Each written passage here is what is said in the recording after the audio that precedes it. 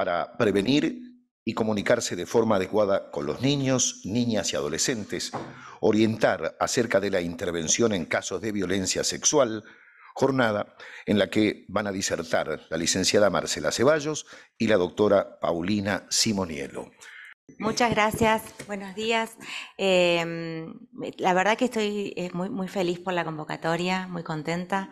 En primer lugar, quiero agradecer a la Escuela de Capacitación Judicial por la invitación, a su directora, a Paola Bordón y a todo su equipo que nos han recibido también.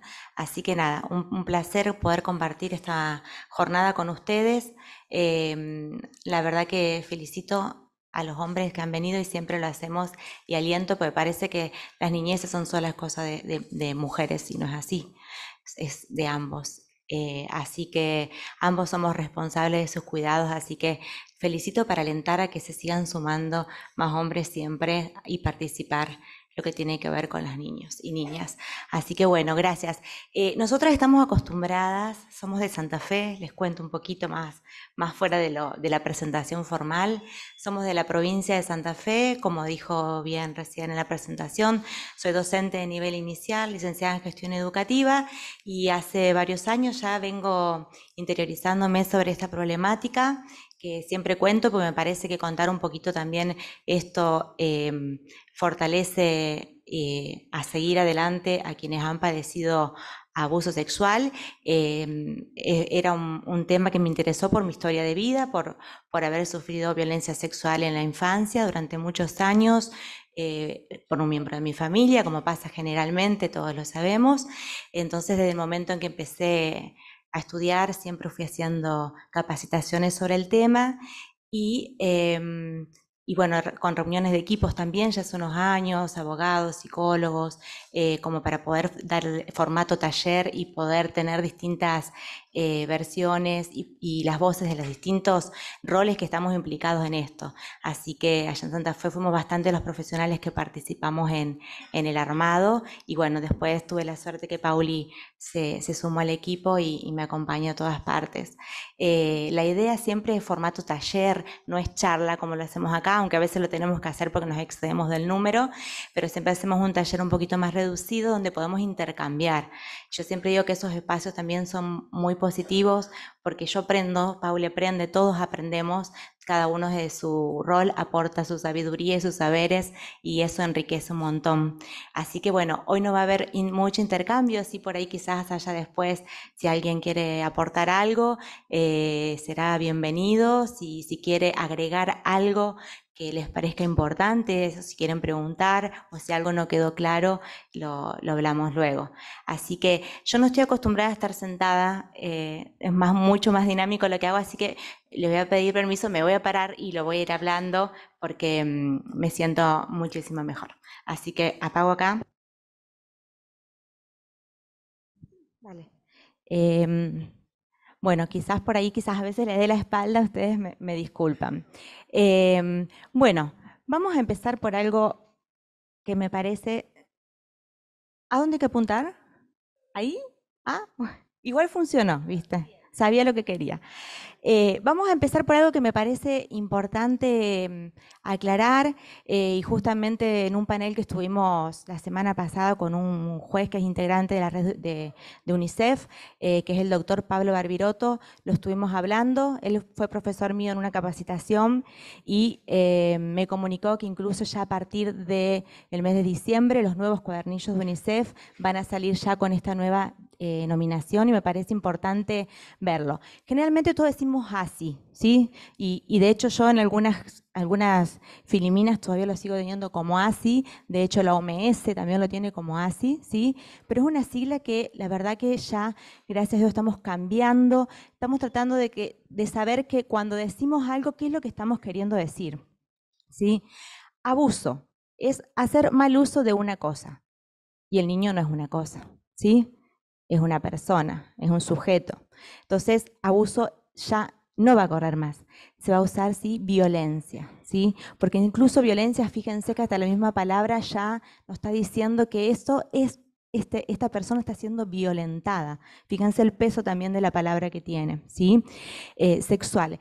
Contra, ¿sí? Porque no es en las infancias, porque no es entre niño y niño, aunque también sucede, y después también lo vamos a hablar, que sucede de par a par, que sucede adolescente a adolescente, a veces de un adolescente a un niño a una niña, ¿sí? Pero es contra las infancias, porque en este caso vamos a hablar del abuso contra las niñeces, ¿sí?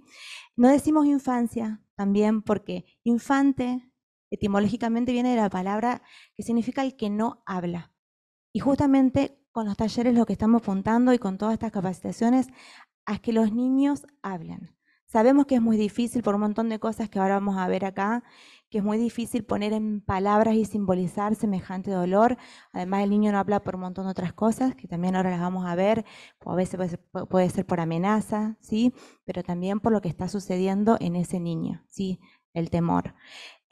Infancia también es como que se va a desterrar por una cuestión de que marca una franja etaria muy corta, que es de los 3 a los 7 años, ¿sí? Entonces como que niñeces abarca más, porque parecería como que el abuso sexual en los bebés no existen, y sí existen. Y por ahí si hay algún pediatra acá también, allá en Santa Fe nos contaban que lamentablemente los casos de bebés ya se reciben cuando el bebé falleció, se saben, porque como al no poder poner en palabras y tampoco nosotros saber detectar, y generalmente no está socializado, está solamente con sus cuidadores primarios en la casa, a veces no va todavía al jardín maternal, entonces no hay otra persona que detecte lo que le está pasando a ese niño. Pero en los bebés también existe y son casos aberrantes, aunque no nos parezca. Y después en la adolescencia, ¿sí? Entonces decimos en la niñez y en la adolescencia. Pero bueno, yo lo quería comentar porque van a ver que va a empezar a cambiar y está bueno que también nosotras empecemos a aplicar estos nuevos. El lenguaje es una construcción social y bueno, de a poco estos cambios cuestan, a veces también como decir niñez, porque decimos niños, a veces solamente a mí también me pasa, digo niño, entonces digo claro, niños y niñas o la niñez, pero bueno, son cambios que por ahí provocan otros cambios que son secundarios, ¿sí? ¿Tengo que pasar yo? Ahí, bien, no, me pasé. Me pasé. Bueno, cuando Paola me convocó y me contactó por primera vez, nos contactó, yo le digo, mira Paola, quiero aclararte que esto lo damos desde la perspectiva de niñez. Sí, yo no soy abogada, soy docente, aunque Pauli sí, pero si vos estás buscando algo más legal y más jurídico, esto es más desde la mirada del niño, que eso es lo que quiere decir perspectiva de niñez. Y muchos, si son abogados acá, sabrán que hay muchas luchas, y a mí en las capacitaciones también me pasa, que encuentro como una fragmentación de voces. No sé si a alguno le ha pasado que ha participado. Está el que dice las denuncias falsas no existen, las denuncias o la palabra del niño tiene que estar o no tiene que estar, o la palabra del niño no cuenta, o el síndrome de alienación parental existe o no existe. La cuestión es que acá hay como dos ramas muy divididas, que eso es lo que se está por ahí notando, como una guerra de egos, y en el medio está quedando este niño. Me parece como que se está olvidando de volver a esto, a la mirada del niño, porque eso significa perspectiva, ¿no? La mirada de, o la mirada hacia. Entonces, vamos a tratar de este taller poner bien la mirada en la niñez, ¿sí? En los niños. Primero, como básico, empezar reconociendo que el niño, gracias a Dios, claramente todos acá quizás sabemos la historia que tuvo la niñez, ¿sí? Que el niño antes era como una pertenencia de ese adulto y ese adulto podía hacer lo que quería con ese niño. Todos sabemos que los niños han sido muy maltratados, ¿sí? De hecho los sacrificaban, los mataban, y con los abusos sexuales también eran como naturalizados, ¿sí? El incesto en las familias. Era como que no era mal visto. Por suerte, gracias a Dios, fuimos viendo el valor que tienen estos niños, evolucionamos como sociedad sabiendo que las niñeces ahora ya tienen sus propios derechos, además de los derechos humanos, tienen sus propios derechos, ¿sí? Entonces, nosotros lo que vamos a intentar es ver a este niño como un sujeto, ¿sí? Con sus propios derechos, pero no como un objeto de protección o como es un sujeto con sus propios derechos a los cuales también debemos transmitirles y enseñarles a ellos. Y cuando tenemos talleres con los docentes, decimos esto de enseñarles a los niños de que ellos tienen que también hacer valer sus derechos. Enseñémosle, claramente nosotros somos los principales, ¿no? Los primeros protectores y los que debemos hacer valer esos derechos, pero también transmitirles a los niños y enseñarles que ellos tienen sus derechos, ¿sí? Para que también puedan hablar cuando algún derecho está siendo vulnerado. Intentar que ellos puedan poner en palabras cuando algo les está sucediendo, que también lo que tratamos con el taller. Y claramente la prevención, esto sería la parte de la prevención, ¿no? El poder prevenir informando a este niño. Y siempre digo, la prevención en el abuso sexual es muy, muy difícil, ¿sí? Porque claramente, que también ahora lo vamos a ver, hay una relación de simetría muy grande, ¿sí? No solo en fuerza, en fortaleza, en físico, sino en madurez, ¿sí? Entonces hay una diferencia muy marcada de poderes. Entonces apuntamos a esa prevención primaria, que es de que quizás el niño pueda evitar, por así decirlo, ¿no? O decirlo, o lo voy a contar, o que el niño se empodere, que eso también lo trabajamos nosotros, no justamente en este taller que vamos a hacer ahora, pero en otro donde hablamos de la importancia que tiene de hablar de sexualidad con los niños, de hablar de sexualidad como algo natural. O sea, cómo el niño va a poder contar algo si es algo que está oculto, si es algo que es tabú, si es algo que está como mal visto. Si ni siquiera le decimos al chico las partes de su cuerpo, que tiene pene, que tiene vulva, que tiene seno, que tiene ano, que tiene nalga, ni siquiera le nombramos, a veces la cotorrita. Entonces, ¿cómo el niño va a poder contar y expresar algo si ni siquiera está conociendo lo que está, las partes de su cuerpo, ¿sí? O cómo va a poder expresarlo. Entonces, bueno, pero más que nada esto, ¿ve? Sabemos y ver que ese niño es un sujeto de derechos y poder transmitírselos a ellos, allá. Vamos a empezar con algo muy teórico que me parece necesario más que nada, por más de que todos acá lo sabemos, ¿sí? Vamos a ver qué es maltrato y cuáles son los tipos de maltrato y después nos vamos específicamente al abuso. La Organización Mundial de la Salud define el maltrato infantil como los abusos y la desatención de que son objeto los menores de 18 años. Incluye todo tipo de maltrato físico, psicológico, abuso sexual, desatención, negligencia, explotación comercial o de otro tipo, que causen o puedan causar daño a la salud y desarrollo físico, mental de la dignidad del niño. O poner en peligro su supervivencia en el contexto de una relación de responsabilidad, confianza y poder.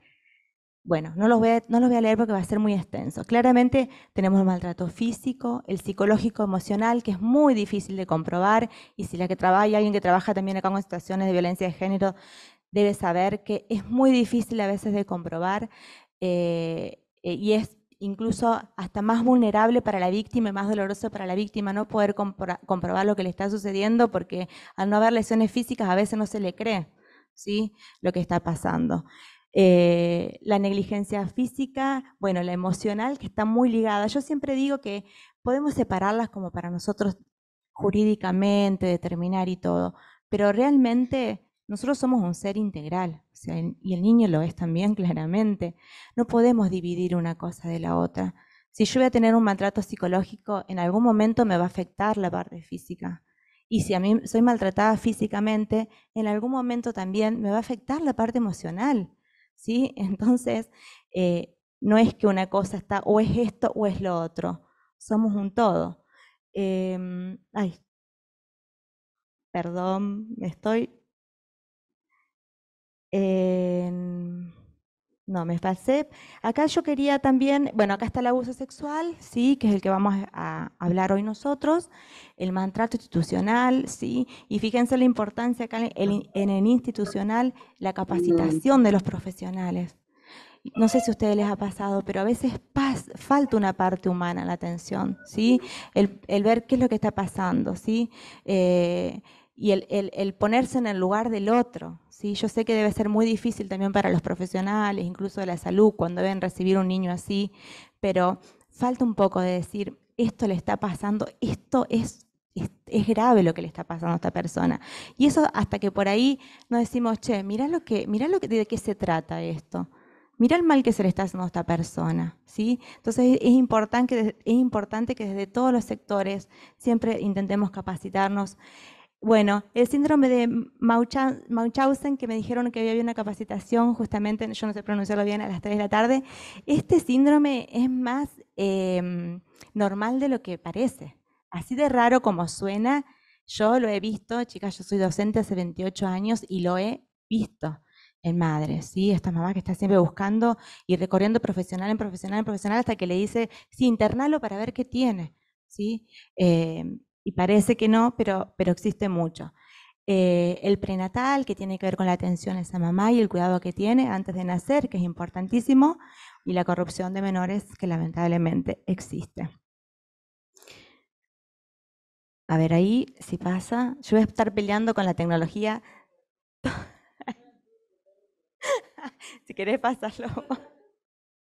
Le digo, ella tiene la mitad de edad que yo, así que ella se encarga de todo lo tecnológico y yo intento. Bueno, ¿cuál es la característica de la violencia que hoy nos convoca acá? A diferencia de las otras. Que por supuesto, como dijimos recién, vemos muchas violencias, muchísimas, y hay algunas que la tenemos renaturalizadas.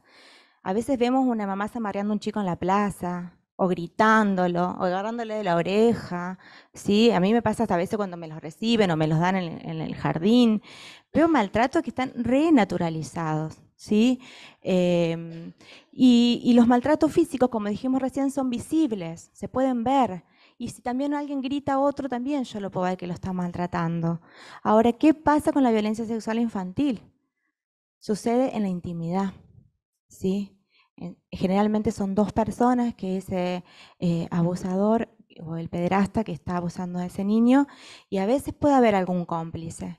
Que ese cómplice puede ser no que esté presente, sino que sabe lo que está haciendo. Puede ser que esté presente, puede ser también que esté viendo, pero generalmente ese cómplice lo hace porque está amenazado y claramente ahí no está priorizando los derechos de ese niño, ¿sí? Pero puede estar amenazado.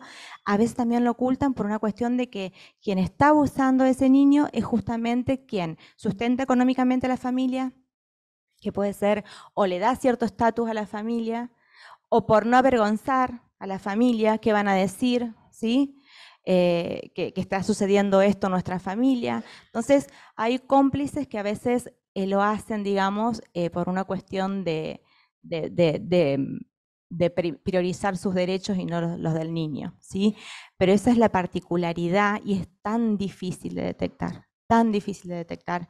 Y los porcentajes que se saben de la cantidad de niños abusados es por las denuncias, y todos sabemos que se denuncia, dicen que ni el 10% de lo que realmente sucede, porque el niño lo calla, ¿sí? O a veces por encuestas, que una que yo puse hoy, que después la vamos a ver, que es una de Perú, que son casos de personas adultas encuestadas que sufrieron violencia sexual en su niñez. Y de ahí se desprenden los datos, que a veces tampoco se saben si son muy certeros, porque a veces también no lo pueden contar por vergüenza, y eso pasa mucho en los hombres también. Porque parecía como que si abusan de un hombre se va a transformar, o por eso va a elegir ser homosexual, y no es así, digamos. Entonces muchos hombres también por vergüenza no lo dicen. Entonces tampoco podemos saber que los datos son totalmente certeros, pero después de todas maneras los vamos a ver. Pauli. Bueno, según UNICEF, que todavía sigue con abuso sexual infantil, dicen que lo cambiarán ahora, dice: el abuso sexual ocurre cuando un niño es utilizado para la estimulación sexual de su agresor, un adulto conocido o desconocido, un pariente, o por otro niño y adolescente, como también dijimos, o la gratificación de un observador. Implica toda interacción sexual en la que el consentimiento no existe o no puede ser dado, porque es menor, ¿sí? Independientemente de si el niño entiende la naturaleza sexual de la actividad, porque puede saber entenderla, como no, porque hay niños que no tienen ni idea por la edad que tienen de que eso, de qué es sexo, de qué es sexualidad, de qué es que lo toquen. Y también cuando enseñamos a los niños, yo siempre digo que me toquen. Hay que decir al niño que hay muchas formas de tocar también, porque el niño a veces cuando es muy chiquito interpreta que tocar es solamente con la mano, y se puede tocar con otras partes del cuerpo, que es un contacto. Eso también hay que alertar, porque el niño muy pequeño dice tocar.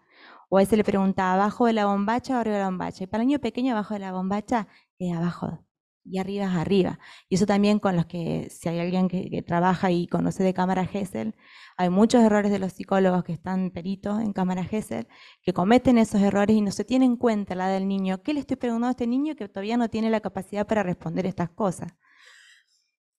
El contacto sexual entre un adolescente y un niño o una niña más pequeños también puede ser abusivo si hay una significativa disparidad de edad. Porque a veces los niños, entre ellos, por descubrimientos, todos sabemos, se tocan, se descubren, sobre todo cuando tienen 4 o 5 años. Ahora si estamos hablando de un niño de 5 años con uno de 10 años y ahí habría que ver qué está pasando.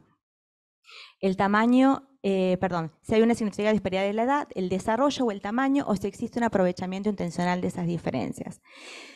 Esto es, no me lo pases todavía, Pau, esto es lo que dice UNICEF. Yo le agregué aquello que me parece importante, muy importante y que siempre lo digo. El abuso sexual arrebata la inocencia.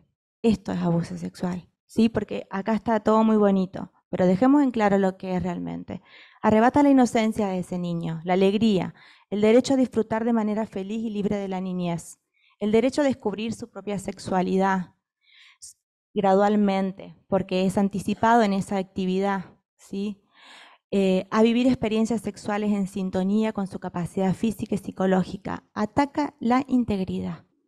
¿Sí? Yo siempre digo, arrebata la niñez de ese niño, porque a partir de ahora no va a ser el mismo.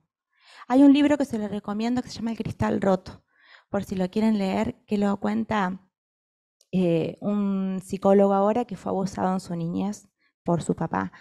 Y él dice, es como cuando se te rompe el lente, ¿sí? Dice que a él se le ocurrió el nombre del libro porque estaba sentado en la silla con rueditas, se le cayó y cuando se corrió lo rompió, se lo puso. Y dice, ya no veo la vida de la misma manera. Es un cambio abrupto, ¿sí? Que eso quizás si nos pasa a nosotros, algunas cuestiones, violencias que vivimos y tenemos otras herramientas. Pero el niño, ¿con qué herramientas cuenta? ¿Sí? Si está en proceso de desarrollo. Entonces, ese libro se lo recomiendo porque es muy, muy lindo y muy humano. Pauli. Bueno, ¿qué es interacción abusiva? O sea, esta interacción abusiva se puede ocurrir con o sin contacto, que lo decíamos recién. Parece que también a veces hablamos de abuso sexual y, porque incluso hay pediatras acá que me contaron, que me dicen, la mamá dice, no, lo tocó por arriba de la ropita nomás. O no le metió el pene, solamente el dedo. Como que si eso no fuese nada. ¿Sí? Entonces dejemos en claro qué es abuso sexual y también para darnos cuenta que a veces podemos naturalizar algunos, como tener relaciones delante de un niño mientras duerme, chicas, por supuesto, porque sucede y lamentablemente hay familias que todos sabemos que duermen todos en la misma habitación y esas cosas suceden. O sea, pero tener relaciones mientras un niño duerme también se considera abuso sexual. Entonces, para dejar en claro, esto lo saqué de UNICEF, del cuadernillo, si ustedes lo quieren ver, también es muy interesante. Es breve, es sencillo, es de tapa azul, ¿sí? Los manoseos, frotamientos, contactos y besos sexuales. Esto de los besos sexuales se habló mucho hace poco con el Dalai Lama, ¿se acuerdan? Sí, que le metía la lengua a los niños, está considerado abuso sexual. Es, bueno, el coito interfemoral, que es masturbarse entre los muslos del niño, la penetración sexual o su intento, ¿sí? A veces yo he escuchado chicas que dicen, casi no, si te manoseó, si te no, es abuso. La penetración sexual o su intento por vía vaginal, anal, bucal, aun cuando se introduzcan objetos, cualquier tipo de objetos. El exhibicionismo, desnudarse y mostrar los genitales delante de un niño. El voyerismo, que es espiar a niños desnudos. ¿Sí? Actitudes intrusivas sexualizadas como efectuar comentarios lascivos, indagaciones inapropiadas. Y acá cuando hacemos los talleres con los docentes yo siempre les digo, tengan cuidado con las clases de educación sexual, que yo las valoro un montón. De hecho hice la capacitación y la verdad que me pareció que todos los docentes deberían hacerla, porque se puede dar en cualquier, no hay que tener una clase de educación sexual, porque un niño te pregunta en cualquier momento, porque todo el tiempo ahí es un momento para interactuar, cuando va al baño, o te cuenta, en el baño me encontré con tal nene, me miró, o sea, todos deberíamos, ¿sí? Pero bueno, le digo, tengan cuidado con los comentarios que hacen en las clases de educación sexual, ¿sí? Porque también hablar de, qué sé yo, en vez de decir erección y decir, no, porque a mí se me para, o sea, esas cuestiones, como que yo les digo así muy burdamente, o sea, hay que tener cuidado como yo le transmito al niño esto, con qué cuidado yo también trato este tema, ¿sí? Porque puede considerarse de abuso si yo estoy hablando cosas o cosas que ese niño por la edad que tiene no tendría que estar escuchando, porque también los objetivos de educación sexual y los contenidos son de acuerdo a la edad cronológica de cada niño y todo se hace, como todo aprendizaje, se hace en forma progresiva. ¿Sí? Yo no le voy a hablar de sexualidad o del coito a una sala de 5 años, claramente, pero sí tengo otros temas para hablar y siempre en base al cuidado de su cuerpo, ¿sí? Al respeto por su cuerpo, al respeto por el cuerpo del otro. En eso consiste la educación sexual, no es hablar del coito con los niños, es hablar del cuidado del cuerpo. Y eso hay que dejar claro, yo siempre le digo a los docentes, hagan una reunión con los papás, infórmenle también a los papás de qué van a hablar y cómo lo van a hablar, ¿sí? Igual eso debería suceder en todas las materias, porque por ahí la otra vez comentaba una mamá que el nene le dijo que el profe de educación física le tocaba un huevito. Fíjense la pavada que le estoy diciendo pudo haber desatado una catástrofe. Después consultando con los otros niños y hablando con el docente, eran esos cositos de los huevitos kinder que el profe tocaba y tenían que correr. Entonces, siempre digo, dejemos en claro que vamos a hablar con los chicos, que vamos a trabajar con los niños, ¿sí? Y tengamos nosotros también cuidado lo que damos para cada edad. Bueno, la exhibición de pornografía, por supuesto, mostrarle al niño pornografías, imágenes de desnudos, ¿sí? Instar a que los niños tengan sexo entre sí, por supuesto que es abuso, fotografiarlo en poses sexuales, y bueno, contactar a un niño o niña por vía internet con propósitos sexuales. Esta está en crecimiento. Todos sabemos que los chicos están todos muy vulnerables, porque todos tienen pantalla, no solamente que tienen acceso a un celular y a una computadora, sino también que tienen acceso a redes. Algunos chicos pequeñitos tienen Instagram y tienen Facebook y los contactan, ¿sí? Entonces, y siempre le digo, enseñémosles a nuestros niños que nunca sabemos quién está del otro lado. Nunca sabemos quién está del otro lado. Hay una experiencia muy linda que se está haciendo en algunas escuelas, que es que está el auditorio así, lleno de gente, y se van llamando a los niños. Entonces, el niño se para acá, 10, 12 años, y la gente le empieza a preguntar, ¿así que te gusta el reggaetón? Sí, ¿por qué no bailás? ¿Cómo bailaste el otro día? Ah, tu mejor amiga, tal, ¿y tu mamá? ¿Y tu hermano? Y los niños empiezan así a enrojecerse y se van para atrás. ¿Cómo saben todo eso? Dice, toda esta gente, todos te seguimos en internet y todos sabemos lo que vos haces. Y todos te vimos bailar ya reggaetón. No es que si a vos te da vergüenza verlo ahora, ya lo vimos todos bailar reggaetón. Entonces, esto deja al niño, ah, mirá vos. Y a veces también decir, porque a veces las personas, quienes contactan al niño por internet, a veces también se hacen identificaciones falsas, que eso también hay que decírselos, ¿sí? Porque pueden tener, dicen, esto lo leí el otro día, que dicen que se hacen hasta, ponen fotos de gente que, amigos de, ¿sí? Dice, ah, no, porque lo vi con tal, y no es esa persona, ¿sí?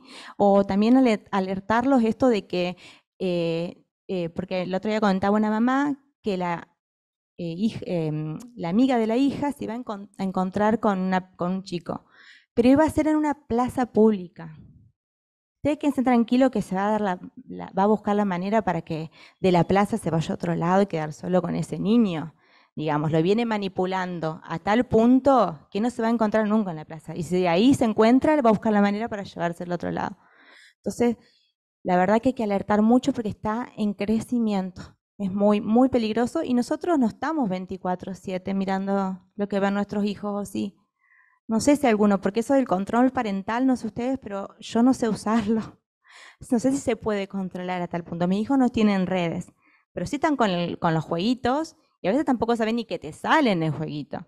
Y yo no sé controlar ni nada de eso. Entonces, bueno, limitar por ahí los horarios y alertar. Yo siempre digo que lo mejor es la educación hacia ellos, porque la autoprotección es la mejor herramienta. Porque nosotros como mamá, como papá, no vamos a poder estar todo el día atrás de nuestro hijo viendo y cuidándolo. Ya lo hacemos cuando son bebés, pero saben, después no lo podemos hacer más y cada vez menos, porque van creciendo y es la idea, ¿no? Que tengan su propia vida. Entonces la autoprotección es la mejor herramienta. Paul. Bueno, estas cifras de UNICEF son viejas, chicas. Yo antes de venir hacia acá, este juez me pasó a las últimas, pero no alcancé a cambiarlas. De todas maneras, lo que veníamos hablando con Pauli en el viaje es que tampoco es que ha variado demasiado, ¿sí? Si bien ahora quizás se conocen más casos, y creo que tiene que ver con esto de la educación a los niños, porque gracias a Dios están hablando más, ¿sí? Se dice siempre que son más niñas que varones, ¿sí? Los que son abusados. Pero también puede ser por esto que dijimos hoy de que los hombres no lo estén contando, ¿sí? Pero estas cifras de UNICEF son coincidentes también a nivel nacional, ¿sí? Las mismas cifras de Argentina coinciden con lo que UNICEF hace a nivel mundial. Con lo que OMS hace a nivel mundial. Sí, pasa Pauli. No quiero detenerme mucho acá porque tenemos mucho para ver y lo que sí quiero recalcar de esto, que ustedes si quieren sacar fotos le sacan, ¿sí? Bueno, este es el 137, que es la línea nacional, y ahora también se implementó la 102, donde pueden llamar para denunciar. Pero bueno, a raíz de la línea 137, bueno, y el programa de víctimas contra la violencia que coordina Eva Giberti, que es muy conocida en lo que es violencia, lo que quiero recalcar de esto es, fíjense quiénes son los agresores. El 75% de los casos, y dicen que hasta más, 80-85, sucede en el ámbito familiar. El 75% dicen que es directo, cuidador directo, padre, padrastro, abuelo, y el otro 10% que completa ese 85% es de personas allegadas a la familia, amigos de, ¿sí? Pero es una persona que el niño conoce. Solamente el 15% de los casos es de una persona que el niño ha encontrado accidentalmente en otro lado, ¿sí? Y que encima son los casos que no se prolongan en el tiempo, que por más que obviamente son aberrantes, pero ¿qué pasa con este porcentaje? ¿Qué pasa con esto de que el niño sea del vínculo familiar? Hace que esa violencia se prolongue en el tiempo. Y por supuesto no es el mismo, claramente que lesiones en ese niño y daño en ese niño hay desde el momento en que se produzca algo, pero si nosotros evitamos que esto se prolongue en el tiempo, las secuelas que pueden quedar en ese niño van a ser menores. Por eso se trata de que el niño hable y lo cuente inmediatamente, que es lo que se llama la prevención secundaria, ¿sí? La prevención secundaria es aquella que intentamos hacer educando a ese niño para que hable y esto no se prolongue en el tiempo. Y es a la que todos apuntamos, ¿sí? Porque como dijimos que la prevención primaria es muy difícil de lograr, que es que no se cometa ese abuso, apuntemos también a la prevención secundaria y decirle a este niño que debe contarlo, que debe decirlo, ¿sí? Igual ahora vamos a ver que es muy difícil simbolizar y poner en palabras, pero de todas maneras, si hablamos con el niño y la niña de sexualidad desde el vamos, y vamos diciéndole que tiene que contar, que no es nada malo, y nunca decir cosas como diciendo si algo te pasa lo voy a matar, porque el niño cree que literalmente lo vas a matar. Fíjense en la cabeza, ese niño va a matar a mi papá, va a matar a mi abuelo, va a matar a mi tío. Entonces esas cosas no. Siempre hay que hacerle saber al niño que nosotros estamos ahí para ayudarlo, ¿sí? Pero no vamos a salir a matar a nadie por más que querramos, porque lo vamos a querer hacer, ¿sí? Pero quería tomar este porcentaje, ¿sí? El 75% es del núcleo familiar. Pau. Esto también es una cuestión de terminología, pero bueno, quizás ya varios de acá lo hacen y es redundante, pero no quiero dejar de mencionar porque si no seguimos confundiendo conceptos. En los medios vemos que dicen los pedófilos, la red de pedofilia, todos son pedófilos. No, no son todos pedófilos, digamos. Si bien son todos pedófilos, porque pedófilo es aquel que desea a un niño, ¿sí? Que siente el deseo sexual, pero no comete el hecho. No va, ni siquiera es el que está fotografiando al niño, no tiene relación directa con el niño, ¿sí? Siente el deseo, pero tiene el freno inhibitorio para no cometer ningún acto.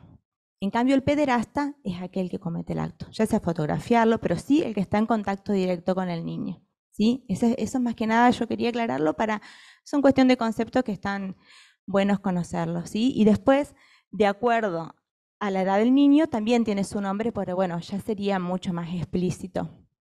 ¿Sí? Después había puesto una investigación que no la puse porque se hacía muy largo, más de una hora, pero que se las comento. En Santa Fe, no es el MPA, donde estaba Leonora, no, donde trabaja Leonora, que es en la Defensoría del Pueblo, publicaron una investigación que se hizo en una cárcel con 21 condenados, ¿sí? Por delito sexual, por violencia sexual a los niños, bajo el marco de la justicia restaurativa. No sé si conocen ustedes, ¿sí? Esto que se está buscando de la justicia restaurativa, que está como muy en auge, esto que es restaurar, que es buscar la manera de recuperar a esa persona o de restaurar un vínculo entre las dos partes, sería acá el término de abogados, el que fue víctima y el que fue victimario, que claramente en la violencia sexual no se puede, y a mí me interesó mucho la investigación, digo, ¿cómo restaurar un vínculo? Porque ningún niño puede restaurar, digamos, no existe eso, pero sería la restauración con la sociedad de ese condenado que sea por la sociedad. Entonces, se hizo un año de trabajo con psicólogos. De los 21, uno solo al final de la investigación durante un año se comprobó que había podido cambiar por lo menos la empatía. Ninguno de los 21 psicológicamente manifestaba tener empatía. Ninguno podía ponerse en el dolor de otra persona. Y de los 21, uno solo que se pudo decir, entre otras cosas que se fueron dando, que tenía que ver con relaciones sociales, con los sentimientos hacia los hijos, un montón de cuestiones psicológicas que se estudiaron, me llamó mucho la atención eso, la carencia de empatía. Es como que un pederasta carece de eso, ¿sí? De ponerme en el dolor que está sufriendo el otro. Y no la quise agregar porque la había puesto con porcentaje y todo porque se hacía muy extenso, pero quería comentárselo. Entonces, para resumir lo de qué es violencia sexual, características y conductas presentes. Asimetría de poder, dijimos, sí, el madurez, tanto madurez psíquica como madurez física. Secretos, eso el tema de los secretos, nosotros en los talleres lo hacemos con un juego, y hablamos de los secretos buenos y los secretos malos con los niños. Porque secretos tenemos todos. Nosotros siempre comenzamos diciendo, ¿existen secretos? ¿Tenemos secretos? ¿Debemos mantener secretos con un niño? Entonces decimos, algunos dicen, no, secretos no, porque muchos de los pederastas te dicen, hay que guardar un secreto. Los secretos los tenemos, no podemos decir que no, porque es parte de la vida, ¿quién no lo tiene? El tema es dejarle al niño que hay secretos buenos, ¿sí? Que son aquellos que sirven para dar una alegría, ya sea a mí mismo, para dar una alegría a otro, ¿sí? Esos son los que yo puedo guardar, porque es un secreto que sirve para una alegría, una fiesta sorpresa, un cumpleaños sorpresa, un regalo. Ahora, los secretos malos son aquellos que hacen daño, ¿sí? A mí mismo o le pueden causar daño a otro. Porque muchas veces en los casos de violencia se cuentan de niño a niño. Entonces hay que decirle al niño que si sabe que si alguien está sufriendo con un secreto, tiene que contarlo a un adulto y buscar ayuda. Eso, bueno, yo lo cuento así muy rápido, pero en los talleres se prestan cosas muy, muy lindas. La manipulación. Claramente que si dijimos que si la mayoría de los casos una persona conocida tiene la mejor manera de poder manipular a este niño, que es la confianza que ese niño tiene en esa persona. Que encima es una confianza que queda completamente rota. Y ahora después lo vamos a ver, cómo queda ese niño de saber que la persona que me debería estar protegiendo y cuidando, la que me debería dar cariño, es la que me está violentando. El lugar que debería ser de protección termina siendo el lugar donde me están violentando y haciendo mal.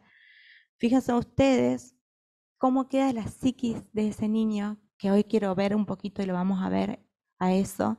Por más de que no soy psicóloga, por ahí he dado un poquito ahí en el posgrado de neurociencias y la verdad que me resultó atrapante y admiro a los neurólogos que pueden saber todas estas cosas que suceden. pero fíjense que lo utilizan como manipulación, ¿sí? Porque saben que el niño confía en ellos. Entonces, utilizan esa confianza para poder atrapar a ese niño.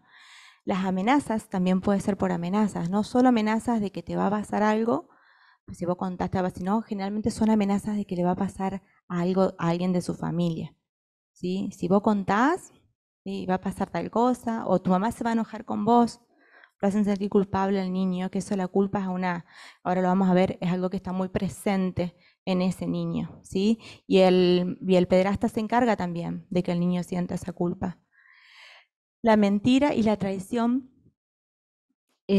claramente, que bueno, interactuar socialmente con un niño es traicionarlo, como dijimos recién, y se daña lo más preciado, que es la creencia de que se puede confiar en los demás, que dijimos recién. ¿Qué sucede en este niño? Sentimientos y emociones.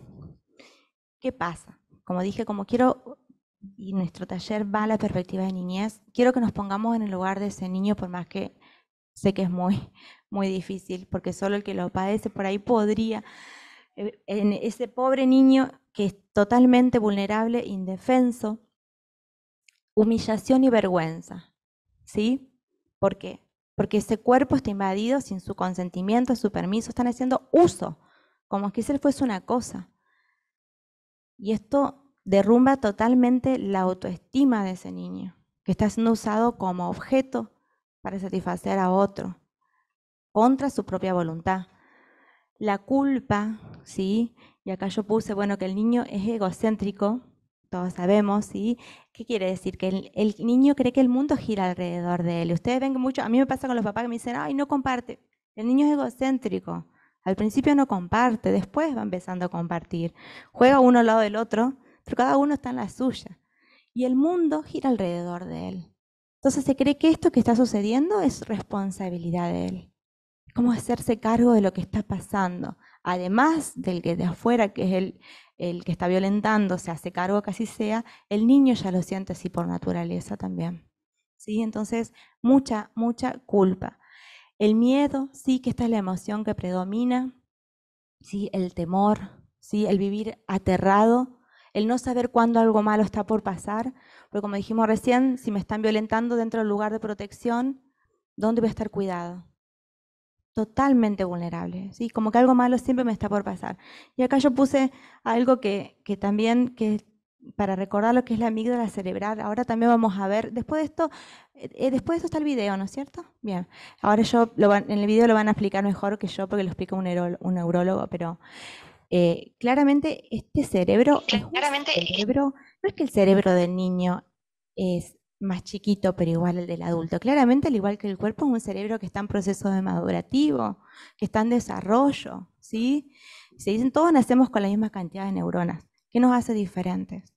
Las conexiones que se van estableciendo entre esas neuronas, ¿sí? Que son las redes neuronales, que se logran a través de la interacción con el exterior, ¿sí? Ya me pasé los 45. No, tiene 5 minutos más. Bueno, pero no, me voy a ir mucho más. Em, ¿Qué nos hace diferentes? Lo que el niño va interactuando con ese medio, ¿sí? El estímulo exterior es lo que va haciendo que esas conexiones neuronales se vayan estableciendo, ¿sí? Las redes. Más, por supuesto, la carga genética y el factor genético que cada uno ya trae, ¿sí? Son un combo de ambas cosas. Y todas, o sea, fíjense que la última parte del cerebro, que es el neocórtex, no termina de desarrollar ni madurar hasta los 25 años, dicen. Ahí se explica la inmadurez de muchos. Entonces, fíjense que es un cerebro que está en desarrollo. De hecho, justamente por ese desarrollo de que el neocórtex es el último en desarrollarse, el niño al principio no puede regular sus propias emociones. Entonces se establece lo que es la corregulación, que es el adulto que está afuera, que sería el cuidador primario, puede ser la mamá u otro, a veces generalmente la mamá, pero un papá u otro, es el que encargado de regular las emociones de ese niño cuando es pequeño. Si el niño está ya en llanto, ¿vieron que dice, hay que dejarlo llorar? No, porque nosotros, abrazando a ese niño, le estamos enseñando que se puede volver a la calma. Y lo hacemos de chiquito. Y eso esas conexiones que se van estableciendo gracias a ese estímulo perduran para toda la vida. Va a ser una persona que sabe que está cuidada, una persona que se va a sentir segura, que sabe que puede confiar en el otro. Entonces, pensemos por un minuto qué pasa con ese niño, que la persona que debería estar corregulándolo y la persona que debería estar brindando seguridad es la persona que le está haciendo daño. Se establece un aprendizaje primero de que yo no estoy seguro en ninguna parte, ¿sí? ¿Sí? No estoy recibiendo seguridad, no estoy recibiendo comprensión, no estoy siendo mirado, ¿sí? Esto hiere la subjetividad del niño, no se desarrolla una buena autoestima, un montón de situaciones. Entonces, fíjense lo que ocasiona. Y con respecto a la amígdala, que es una de las glándulas cerebrales, que tiene como el tamaño de una almendra, por así decirlo, ¿sí?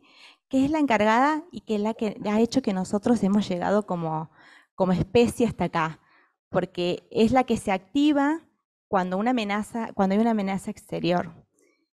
Cuando el cerebro determina que algo está por causarle daño, es lo que hace que nosotros huyamos o nos defendamos. Son como las dos reacciones. Fíjense otra paradoja. En la violencia sexual el niño no puede ni huir ni defenderse. ¿A dónde va a huir? ¿De quién se va a defender? Bajo esa relación de asimetría.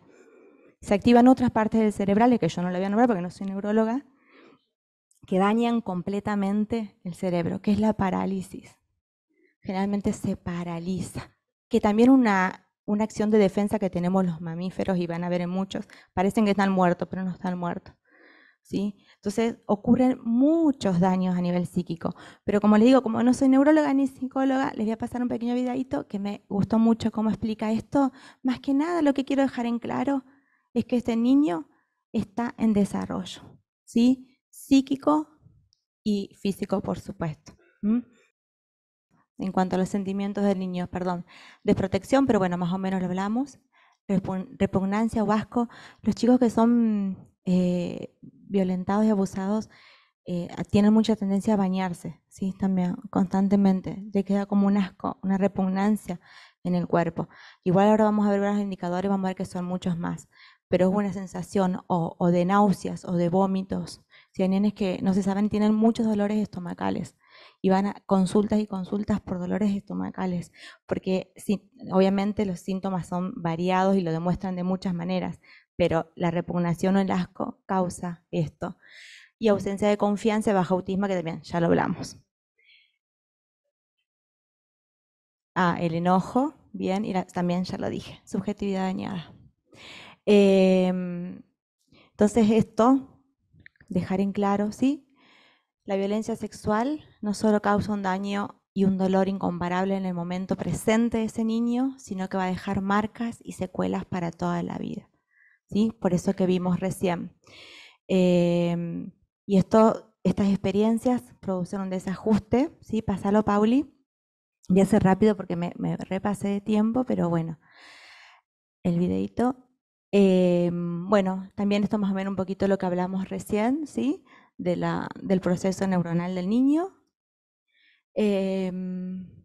Bueno, y esto sí no lo quiero pasar por alto, que esto es el estudio que yo le dije que es un estudio peruano. Hay un pediatra, José Luis Tamayo, si lo buscan, hay un video que lo explica muy bien a esto, ¿sí? E incluso explica bien qué zonas neuronales son más afectadas, ¿sí? Y como resultado también de esta investigación peruana, las víctimas de maltrato físico y bueno, en realidad se hicieron 3 grupos, ¿sí? Personas que habían recibido maltrato físico y verbal, personas que no habían recibido ningún tipo de maltrato y las que habían recibido violencia. En base a ese grupo, en la investigación, fue que se llevó a cabo, ¿sí? Que eran personas adultas, por supuesto, y estos fueron los resultados que arrojaron, ¿sí? Muestran más riesgo de ser maltratados ante otras violencias, porque son personas que digamos que crecen pensando que, o con su autoestima dañada, y ya son considerados como ellos mismos se sienten que cualquiera puede ser vulnerado, ¿sí? Cualquiera puede vulnerarlo. De hecho, hay mucha gente que sufre violencia en la sexual en la niñez, que después sufren violencia de género, ¿sí? Son personas que quedan como vulnerables a cualquier tipo de violencia. Muestran más riesgo de tener depresión, ansiedad, trastornos de estrés postraumáticos, ataques de pánico y conductas autodestructivas. Esta glándula que yo le comenté hoy, que es la amígdala, ustedes ven, porque muestran los cortes de los cerebros, y ahí lo van a ver si ven el video, queda hiperactiva, que le llaman, ¿sí? Es una amígdala que ante cualquier cosa que le muestran a la persona se activa.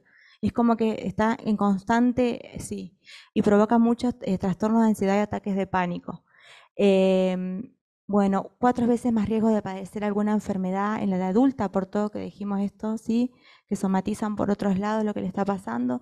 2 veces más riesgo de tener depresión, 3 veces más riesgo de sufrir ansiedad, 5 veces más riesgo de tener trastornos en la personalidad, 7 veces más riesgo de tener trastornos de conducta, ¿sí? De hecho, se va a ver en muchos adolescentes que como no lo expresan y no lo cuentan, se empiezan a autolesionar. Se lesionan, se queman con cigarrillos, se cortan, tienen intentos de suicidio. ¿eh? Y 6 veces más de padecer dolores corporales crónicos, que es lo que hablábamos hoy. ¿sí? Muchas veces van a la consulta. Yo te contaba una pediatra en una clase de una nena que estaba con neumonía, le faltaba el aire, es como que, y la madre le dice, pero de chica también lo hacía, y después se le había ido, y ahora como que le volvió otra vez, le agarra ataques de pecho, le falta el aire. Entonces contaba que hablando con esa niña y empezaron un tratamiento psicológico, la niña había sido era abusada por un primo, ¿sí? ¿Qué había pasado? Ese primo se iba a vivir afuera y había vuelto a la ciudad donde ella vivía. Y la niña empezó con los mismos síntomas, esa falta de aire, ¿sí? Eso. Entonces, como que somatizan por muchas cosas. Y eso hay que estar atento también en los chicos. A veces cuando vemos enfermedades repetidas y decimos, ¿qué está pasando con este nene? Y no tiene nada biológico detectable. ¿Qué está pasando? Bueno, grafica un hombre, pero claramente quiero dejar en claro que hay mujeres abusadoras también, por todos lo sabemos, ¿sí? Por supuesto que los porcentajes dan que son más hombres que mujeres, pero mujeres hay también. ¿Qué quiero dejar ahora en claro? Por más de que ese niño no esté pudiendo hablar, no pueda poner en palabras por toda esta situación y ese ataque a la psiquis que tiene, por el miedo, por el terror, por la culpa, por lo que fuera, ¿sí? Si no está pudiendo poner en palabras, el niño lo está manifestando de otras maneras, ¿sí? Y lamentablemente hace poco tuvimos un caso donde ese niño era observado en la escuela de que hay cosas que no andaban bien, ¿sí? En otros ámbitos muestra que este niño no está bien. Y fíjense lo que, volviendo a lo que decíamos hoy, qué importante capacitarnos todos los actores sociales. Qué importante la figura del docente, pobre docente, que le atribuimos cada vez más cosas y más responsabilidades. Pero si los abusos en su mayoría son dentro del ámbito familiar, ¿dónde va a poder hablar y expresar ese niño? En la escuela, donde están más horas después de su hogar. Entonces, qué importante esto, pero más que nada dejar en claro que ese niño lo demuestra de muchas maneras. El silencio está hablándonos. El silencio de ese niño al no querer o el no querer jugar de ese niño, ¿sí? El silencio de no querer hablar, no querer comer. ¿Qué pasa en un niño que no quiere jugar? ¿No? Qué raro. ¿eh? Entonces es como que empecemos a poner la mirada, volvamos la mirada a estos niños, a nuestros niños y niñas. A veces hasta como padres nos pasa, yo soy sincera. ¿Cuándo a veces digo en el día me senté a hablar y preguntarle a mis hijos cómo estaban? ¿Cómo te fue hoy? ¿Qué sentías? ¿Sí? Vivimos a las corridas como locos y volvemos de trabajar y nos ponemos a cocinar y la verdad que cuando nos sentamos a hablar con las infancias, cuando les dedicamos un tiempo, ¿en qué momento un niño va a poder contar si ni siquiera tiene el espacio brindado para eso? ¿Sí? Entonces, lo importante de la mirada nuestra como adultos responsables de ese niño hacia ellos. ¿Sí? Entonces, yo lo dividí en tres, que no lo dividí yo, esto también lo saqué de un doctor que se llama Martin Finkel, que tiene un libro de pediatría muy interesante sobre violencia sexual. No está traducido al castellano, pero van a encontrar algunas cosas traducidas. Polimorfismos del lenguaje, quiere decir las distintas maneras que tiene este niño de estar pidiendo ayuda, de estar diciendo algo me está pasando. Estos son los inespecíficos. ¿Qué quiere decir? Que no necesariamente son de violencia sexual. Puede ser que al señor le esté pasando otra situación, ¿sí? Pero sus emociones no están bien igual. Algo está pasando. Entonces, poner ahí como la mirada en esto. Conductas retraídas, aislamiento, pérdida de interés por el juego, dificultad en su aprendizaje. Esto sí es un niño que viene bien, que nunca tuvo problema en el colegio y de repente, ¿sí? Hablamos por ahí de un niño que siempre hay que por ahí nos pasa, es un niño que viene bien y de repente, ¿sí? Empieza con problemas de aprendizaje. Temor o rechazo a quedarse con personas extrañas. A veces los obligamos, no, tenés que ir porque te va a cuidar, porque te vas a quedar. Y el nene, no, no, no. Bueno, veamos, preguntemos. De esto se trata también. Estoy tratando a ese niño como un sujeto de derecho, como una persona que tiene voz y voto. Vamos a preguntarle por qué no te querés quedar con tal persona o por qué no querés ir a tal parte. En adolescentes se puede manifestar, como dijimos hoy, con intentos de suicidio, robos, ¿sí? Empiezan a tener problemas de conducta, que son todos llamados de atención, por supuesto. Otro que es como el semáforo amarillo, ¿sí? Martin Finkel lo divide así en tres. Como decir, bueno, acá empezamos a prender la alerta. Conductas hipersexualizadas no acorde a la edad. Un niño, a veces, masturbarse en la niñez a veces es normal. Hay que ver si esto lo hace reiteradamente, ¿sí? Y consultar a un especialista si es constante lo que el niño está haciendo.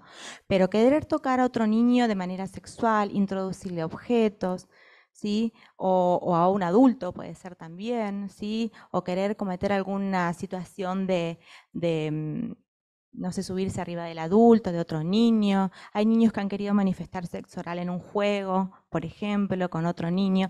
¿De dónde saca ese niño eso? ¿Sí? ¿De dónde saca una conducta hipersexualizada? ¿O lo vio? Y si lo vio también es abuso, porque no tiene por qué tener acceso a una situación de un acto sexual a un niño pequeño. Realizar movimientos copulatorios, bueno, es más o menos lo que dijimos, practicar coito con otro niño. Y los que sí o sí son considerados, según este pediatra, donde acá hubo violencia, ¿sí? Sí o sí violencia sexual.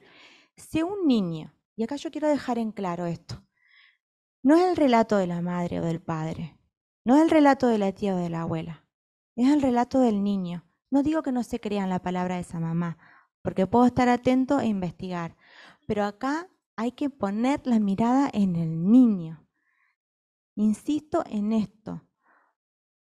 Pongamos la mirada en el niño. Sí, puedo escuchar al progenitor, la progenitora, pero yo tengo que ponerme a ver qué sucede en este niño. Claramente que quizás, el otro día contaba la psicóloga que dio la charla junto a nosotros, que se especializa en violencia sexual, que decía, a veces recién en la consulta número 12, 13, me dice algo, pero yo tampoco puedo salir hacer una denuncia porque la mamá me dice, creo que, y yo no estoy viendo otra cosa en el niño, si no estoy viendo que tiene un juego sexualizado, si no se está haciendo pis, no está, es como que bueno, y obviamente ni bien uno tiene la mínima sospecha ahí como profesional, tiene que salir a denunciar, ¿sí?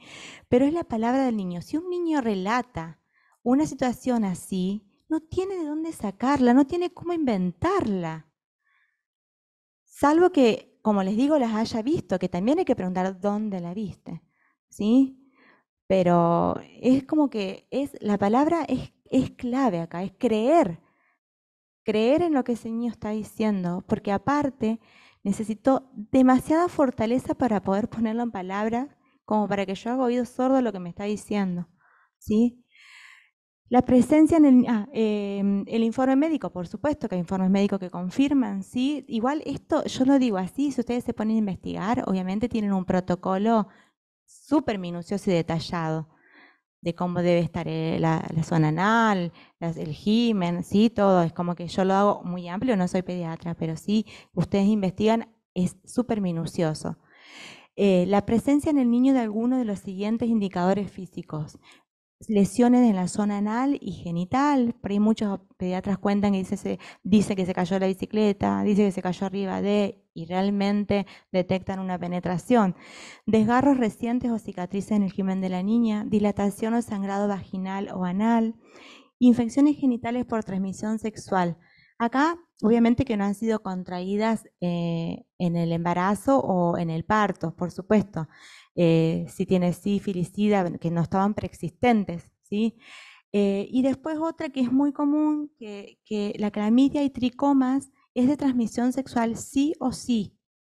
Digo porque también muchos dicen, no, le dice la mamá, el otro día la pediatra me contaba, no, porque compartió la bombacha conmigo, o compartió el video.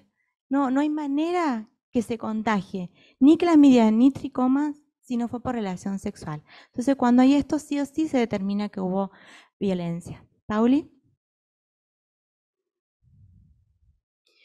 En caso que el niño devele, en caso que el niño me cuente, como decíamos recién, ¿sí? Primero, escucha, que yo le digo siempre a todos, siempre digo lo mismo, pero cara de nada. Yo no puedo, no es momento para que uno se exalte. Yo sé que es difícil, pero pongamos a prueba ahí nuestro equilibrio emocional y nuestra madurez como adultos. Yo no puedo desesperarme si un niño me está contando, porque el primero que va a hacer al niño es asustarse y no querer contar más. Entonces yo tengo que tratar de mantener la calma y me presto atención absoluta. Esto significa sin celular, ¿sí? En caso de los docentes, que Pauli siempre cuando da la parte dice que, y está muy bien, que hay que ponerlos en acta, palabra por palabra, cómo se relata la palabra al niño y todo, pero este no es el momento. Este es el momento de que yo lo escuche al niño. Me estoy en plena atención para él, ¿sí? Y primero decirle, por supuesto, sos muy valiente en contarme, yo te escucho, ¿sí? Dejarle en claro siempre que nada de lo que sucedió fue culpa de él. Nada de lo que pasó fue tu culpa. En eso tienes que estar tranquilo. Nada de lo que pasó acá fue por tu culpa. Acá hay un solo responsable, que es un adulto que sabía lo que estaba haciendo, ¿sí? Y que no te está queriendo bien, porque también el niño tiene eso. Sí, pero me quiero, me la hace por mí. No, es un adulto que no te está queriendo, porque estas no son maneras de querer. Por supuesto que tenemos que enseñarlo siempre a todos los niños, ¿no? No interrogar, no empezar a hacer preguntas. ¿Dónde te tocó? ¿Quién te tocó?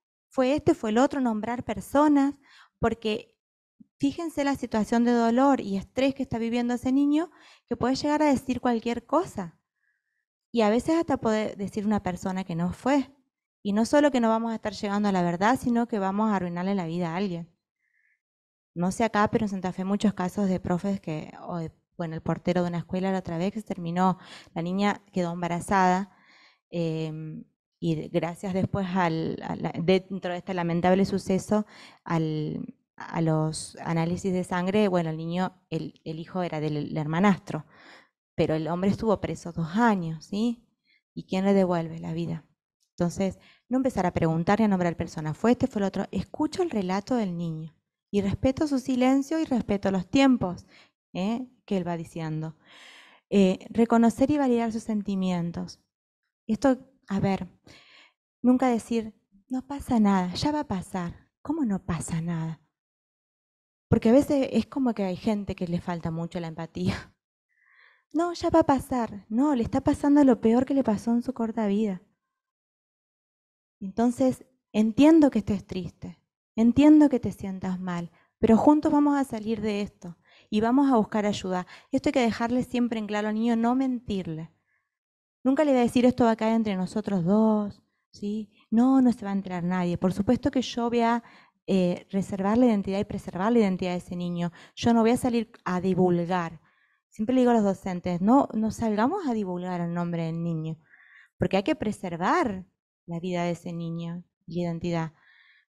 Por supuesto se lo comunicaré a un superior, ese superior se lo comunicará al ministerio, ¿sí? Pero de todas maneras puedo ir también yo a hacer la denuncia, pero si yo no quiero o quiero... Aparte, nadie va a poder solo con esto. Yo siempre digo, ninguno puede solo con esto. Nosotros no vamos a poder solo con eso.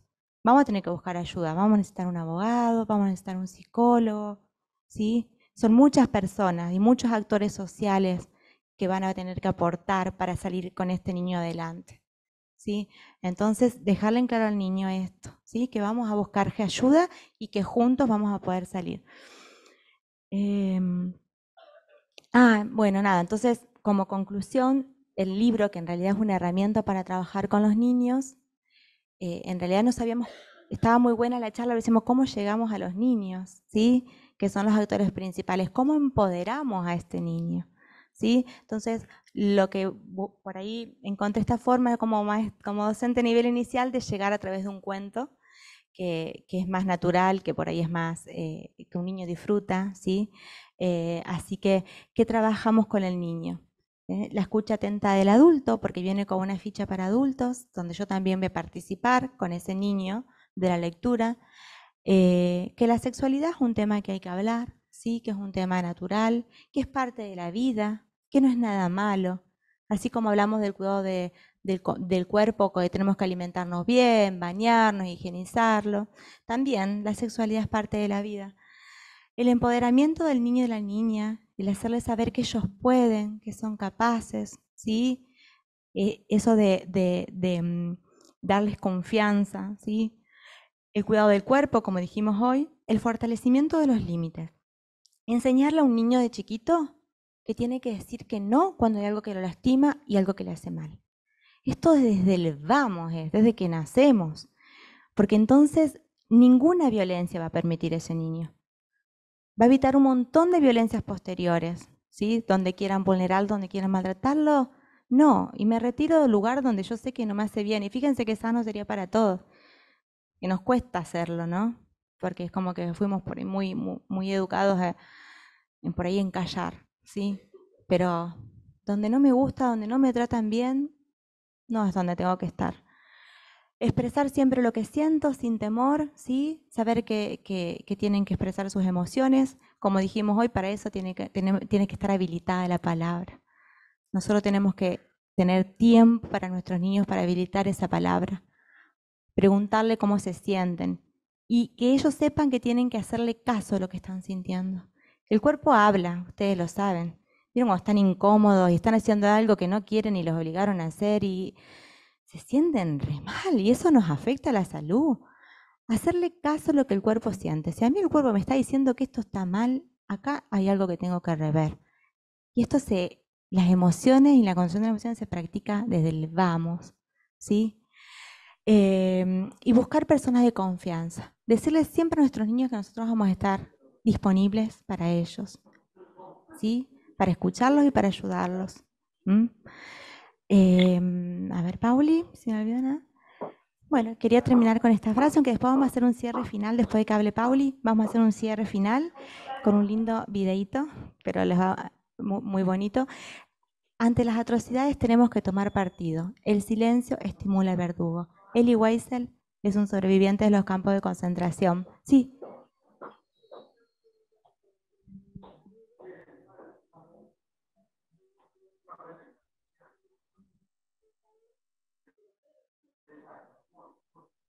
Uh-huh. Uh-huh. Sí, sí. De hecho, muchas capacitaciones van, digamos, por eso. Y yo siempre digo que en un chico, bueno, con autismo hay que ver también el grado, el espectro, digamos, pero siempre el niño manifiesta. De hecho, fíjate vos lo que me estás diciendo, hay muchos nenes que diagnostican autismo y se termina descubriendo que fueron niños abusados.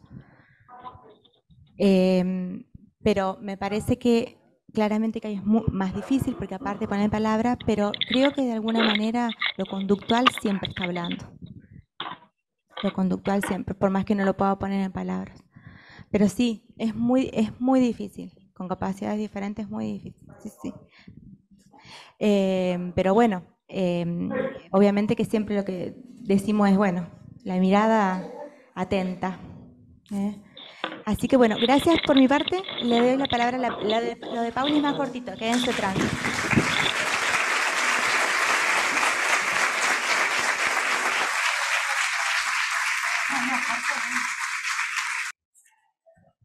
Bueno, ¿se escucha bien?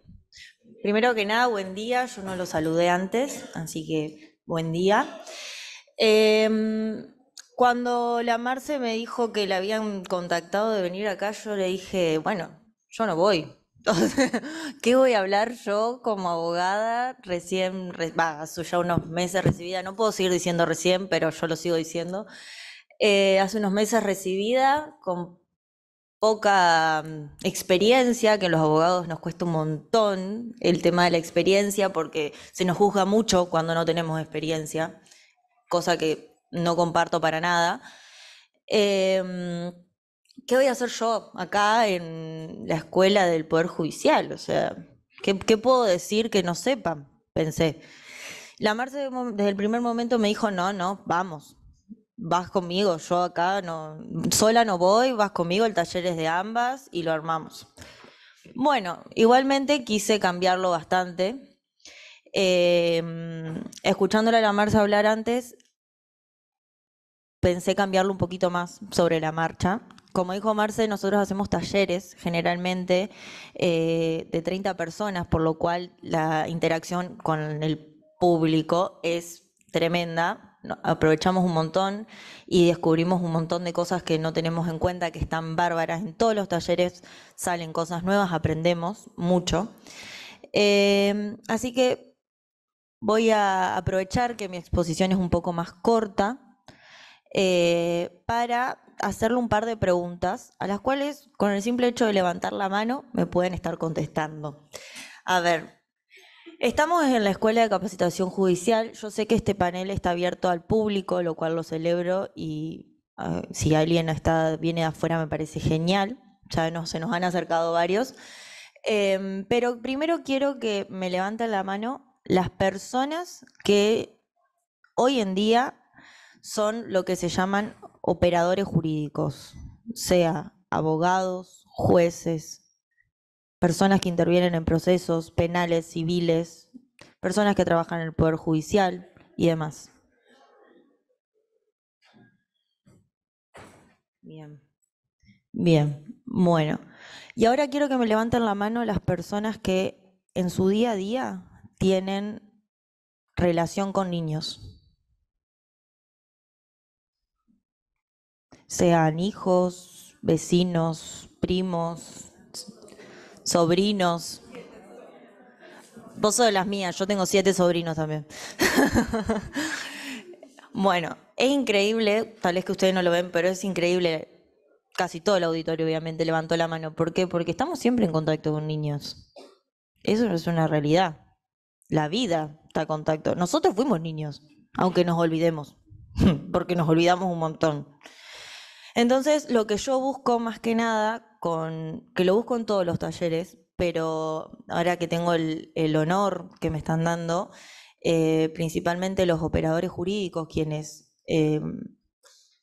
trabajan para garantizarle esos derechos a los niños, que son personas que no se pueden garantizar a veces los derechos por sí solos, en la mayoría de las veces, voy a tratar de que veamos lo que tal vez que todos ya saben, o tal vez no, pero que lo veamos desde otro lado y pensándolo al niño, como dijo Marce muchas veces, como sujeto de derecho, porque nos olvidamos un montón que el niño es sujeto de derecho. Yo me recibí y cuando salí de la facultad nunca me lo plantearon al niño como un sujeto de derecho. Eso es una realidad. Leyendo mucho me di cuenta de eso. Bueno, para arrancar, es muy básico lo que puse en el Power. Cuidado, ahí está. Es muy básico lo que puse en el Power. Muchos, sean abogados, jueces o lo que fuere, como no, han escuchado la famosa, hermosa palabra derechos humanos. ¿Quién no la ha escuchado? La alegamos un montón.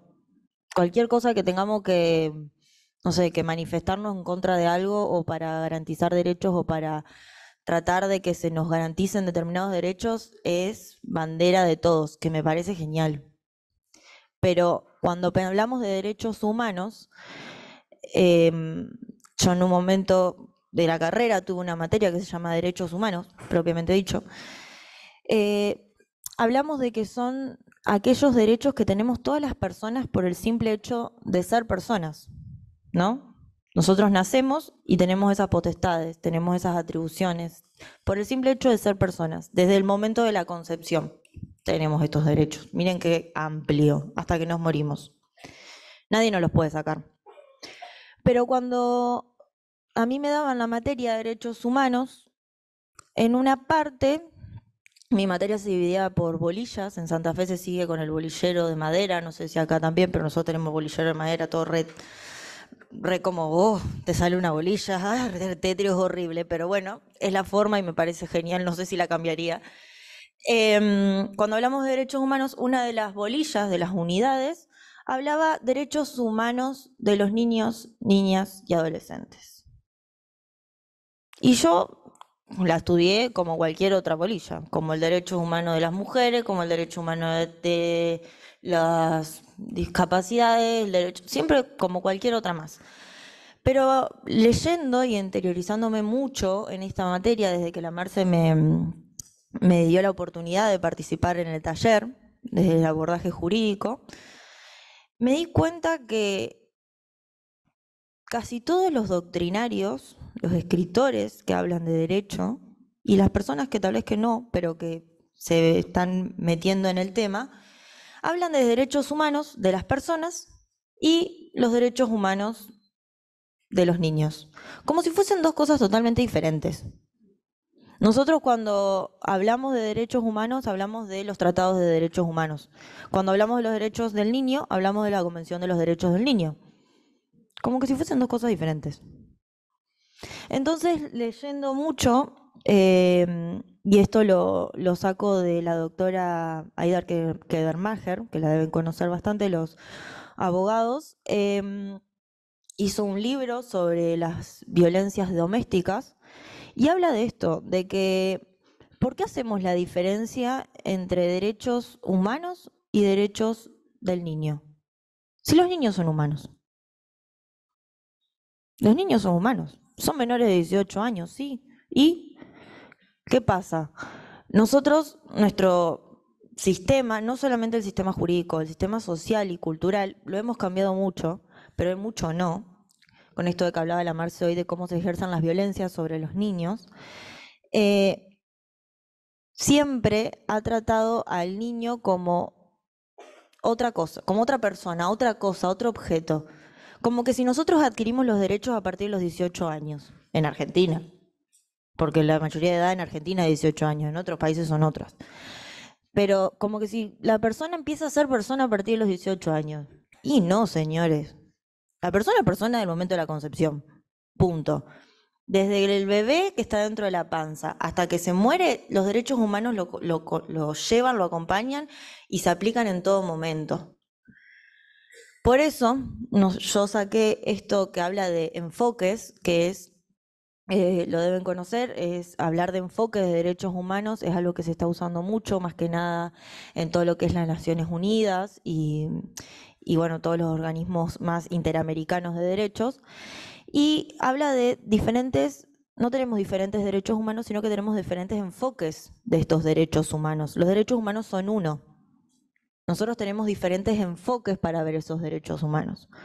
Entonces, había uno que me llamó mucho la atención y me gustó, y es lo que nos convoca, que es el de los derechos humanos desde la diversidad etaria.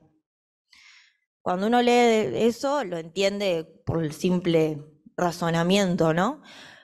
Pero a lo que yo voy es qué difícil a veces es llevarlo a lo concreto, al día a día, de esto de, no sé, por ejemplo, se escucha mucho de no, porque yo tengo derecho a acceder, no sé, a la salud. Sí, todos tenemos derecho a acceder a la salud. Y los niños también. ¿Cuál es la diferencia? No lo pueden hacer solos. Nada más. Tal vez que no pueden ir hasta el lugar por sí solos o no tienen la capacidad para ir a hacerlo solos. Yo tengo derecho a acceder a la justicia. Los niños no pueden denunciar. ¿Y qué hacemos con eso? ¿Cómo le garantizamos esos derechos que son de los derechos humanos? Porque si no se los podemos garantizar o no podemos tratar de satisfacérselos, los estamos violentando. Entonces, yo lo que siempre hablo en esta parte, esto de el enfoque etario de los derechos humanos es ponerle un énfasis a esas personas, a ese estadio de la vida, que todos fuimos en algún momento niños. Y parece que nos olvidamos que todos fuimos alguna vez niños. Entonces, como adultos responsables, pensarlo e interpretar y vivir la vida pensando en eso, digamos, en que los niños no son menos personas por ser menores de 18 años. Son personas menores de 18 años. Entonces, tener este enfoque lo que nos ayuda es a poder ir dándole al niño las herramientas necesarias para ir de a poco adquiriendo las capacidades que necesita, pero sin restringirle derechos de persona, digamos. Entonces, me parece sumamente importante hablar de derechos humanos de las infancias. Como yo dije, mi materia estaba dividida en bolillas. Existen organismos, ¿cómo se llaman? Normas específicas que regulan derechos humanos de las infancias, como la Convención de los Derechos del Niño, que todos me van a decir, y si son personas porque como que se las aplica, o sea, se les da un trato especial, porque son uno de esos grupos vulnerables que se llaman, que el derecho le da ese plus de protección a esos grupos que por determinadas circunstancias o determinadas desventajas de la cultura, de la sociedad o de la misma condición etaria, como venimos hablando, no pueden ejercer determinados derechos o requieren un plus de protección por no encontrarse con capacidades que sí tenemos los adultos. Bueno, este es un concepto súper mega archi conocido también. ¿Cuánto hemos hablado del interés superior del niño? ¿Cuánto nos hemos llenado a veces hablando la boca de, no, porque esto es en favor del interés superior del niño? Y tal vez que sí, pero tal vez que no. ¿Por qué? Porque el interés superior del niño es un principio constitucional. Nuestra Constitución, y obviamente los tratados internacionales a los cuales Argentina adhiere, pero nuestra Constitución nos obliga a utilizar este principio. Y como habla de método de interpretación, parece que los únicos que lo deberían utilizar son los jueces. Y no son así. Los jueces lo tienen que utilizar y son los que principalmente los tienen que utilizar.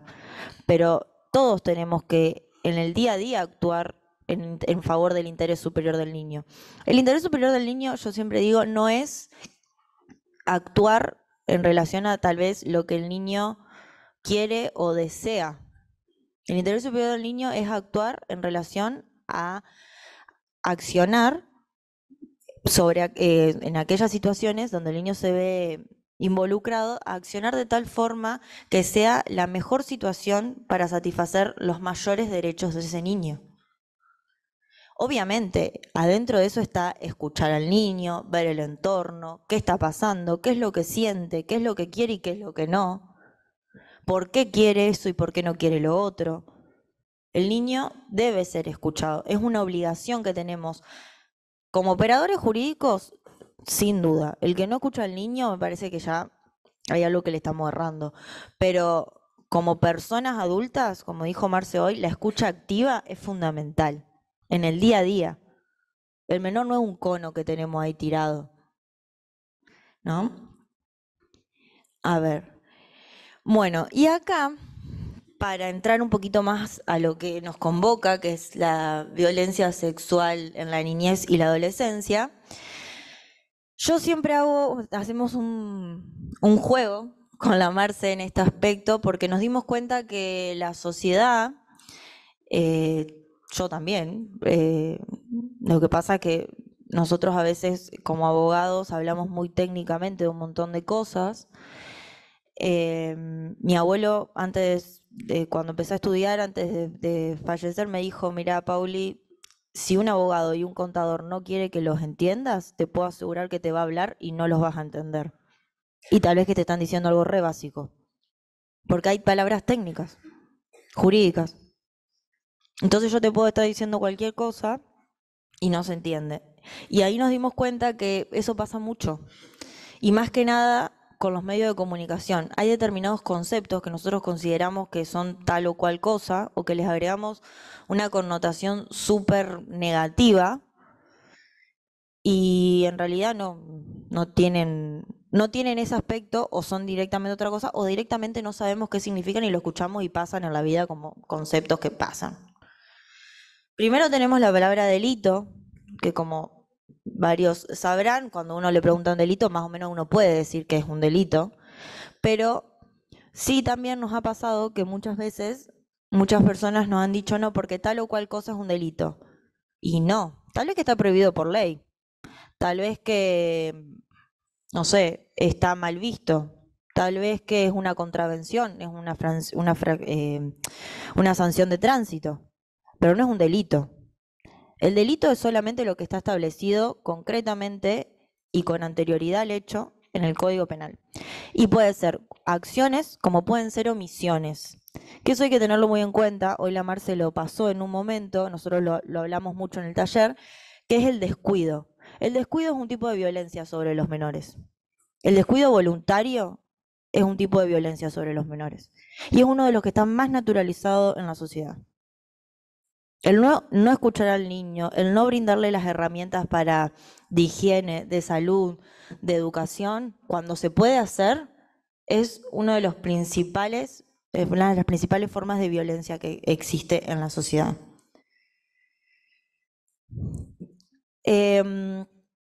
Después, el llamado acción pública. No sé si, bueno, veo que hay varios que están escribiendo o sacándole foto al concepto. Es un concepto que se escucha, pero es un concepto que a veces no se entiende. La acción pública, básicamente, yo siempre doy los mismos ejemplos, tratamos de bajar mucho a la realidad lo que damos en los talleres, y es cuando, por ejemplo, nosotros estamos en presencia de un delito, cualquiera fuere, y podemos ir ante la policía y denunciarlo, ¿no? Bueno, hay delitos que cuando un operador jurídico del Poder Judicial, o sea, cuando un funcionario público se entera de que podría estar ocurriendo determinado hecho, tiene la obligación de iniciar el proceso. La obligación. Si no lo hace, tiene responsabilidad. Esto pasa mucho en los medios de comunicación, lo vemos a menudo, lo que pasa es que no nos damos cuenta, cuando los periodistas dicen, ay, cómo no se apersona el fiscal y comienza la investigación. Hay delitos que el fiscal se puede literalmente presentar ahí adelante y empezar la investigación. El abuso sexual infantil es uno. El abuso sexual común, el que nos puede ocurrir a cualquiera de los que estamos en la sala porque somos mayores de 18 años, no es de acción pública. Es de instancia privada. Tenemos que ir y denunciar que nos está pasando eso. Pero los delitos de abuso sexual infantil, porque en el código se sigue llamando abuso sexual y se va a seguir llamando por bastante tiempo, son de acción pública. Cuando un funcionario del Estado se entera que está ocurriendo esto, tiene el deber de comenzar con la investigación. Esto no quiere decir que vamos a trincherar a la persona que creemos que está abusando del niño. Como sociedad hablo, porque nos pasa mucho. Somos así como complicados los argentinos. Salimos todos a festejar que ganamos la Copa del Mundo y también salimos todos a matar al que creemos que hizo algo mal y tal vez que después no fue y nadie va a decirle perdón, che, discúlpame. Pero bueno, esto es importante. ¿Por qué? Porque estos delitos que estamos tratando son de acción pública, es decir, el Estado está obligado a empezar a investigar. Lo cual muchas veces hacemos así y nadie hace nada. Y lo que se está violentando ahí es un menor que no puede ir a denunciar por sí solo. Puede pasar que un adulto vaya a denunciar, ahí el Estado se anoticia por una denuncia. Eso también puede pasar, pero cuando se entera lo tiene que hacer. Otra palabra es la palabra imputado, que imputado la ponemos en los talleres porque se escucha muchísimo en los medios de comunicación, imputaron a de corrupción, de homicidio, de, no sé, usan esta palabra como para que viva la pepa. Y yo siempre jodo y digo, lamento informarles que no nos vendan cuento de hadas, no hicieron nada. A ver, no hicieron nada en el buen sentido de la palabra, ¿no? La imputación es cuando a una persona se la noticia formalmente, se la avisan formalmente que está denunciada o que está siendo investigada por un hecho que puede ser un delito. Se le dan los hechos y se le dan las pruebas, en el caso de una denuncia, que fueron otorgadas, por ejemplo. Y esa persona tiene ahí la posibilidad de empezar a defenderse. ¿Puede no hacerlo? Sí, puede no hacerlo, porque el fiscal es el que está obligado a investigar si pasó o no pasó, no va a estar de un lado o del otro, que es algo que también nos cuesta mucho entender a veces. Pero esto lo ponemos porque pasa mucho, la gente queda como, ¿y cómo? Si está imputado, si nos vendieron cuentito de hada, y ay, mañana no lo ponen preso. No, señor, falta un montón. Falta la investigación, falta que se vea si es él, si no es él, si ve los hechos.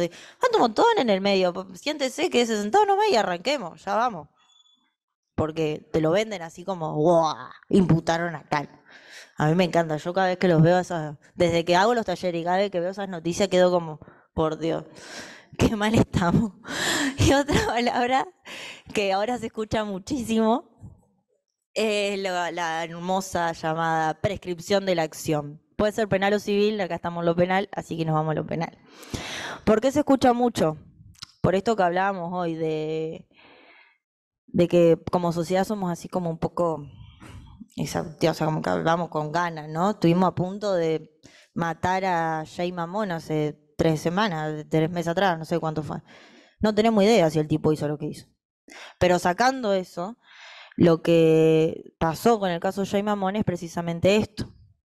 Y se habló un montón de la prescripción de la acción. La gente no tiene la más pálida idea de lo que significa la prescripción de la acción. Tranquilamente lo podemos explicar mucho más simple.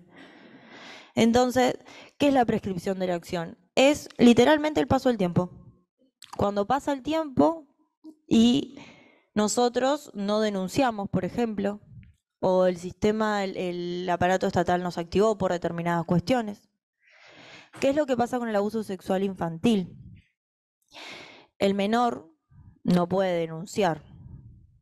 Entonces, si el aparato estatal no se activa por sí solo y el menor no puede denunciar y no hay nadie que vaya a denunciar, y pobre vago, ¿no? Hablo yo de mujer, hombre, lo que sea, digamos, yo en eso no... soy medio complicada con el tema de las y todas esas cuestiones, no por eso creo hacer discriminación.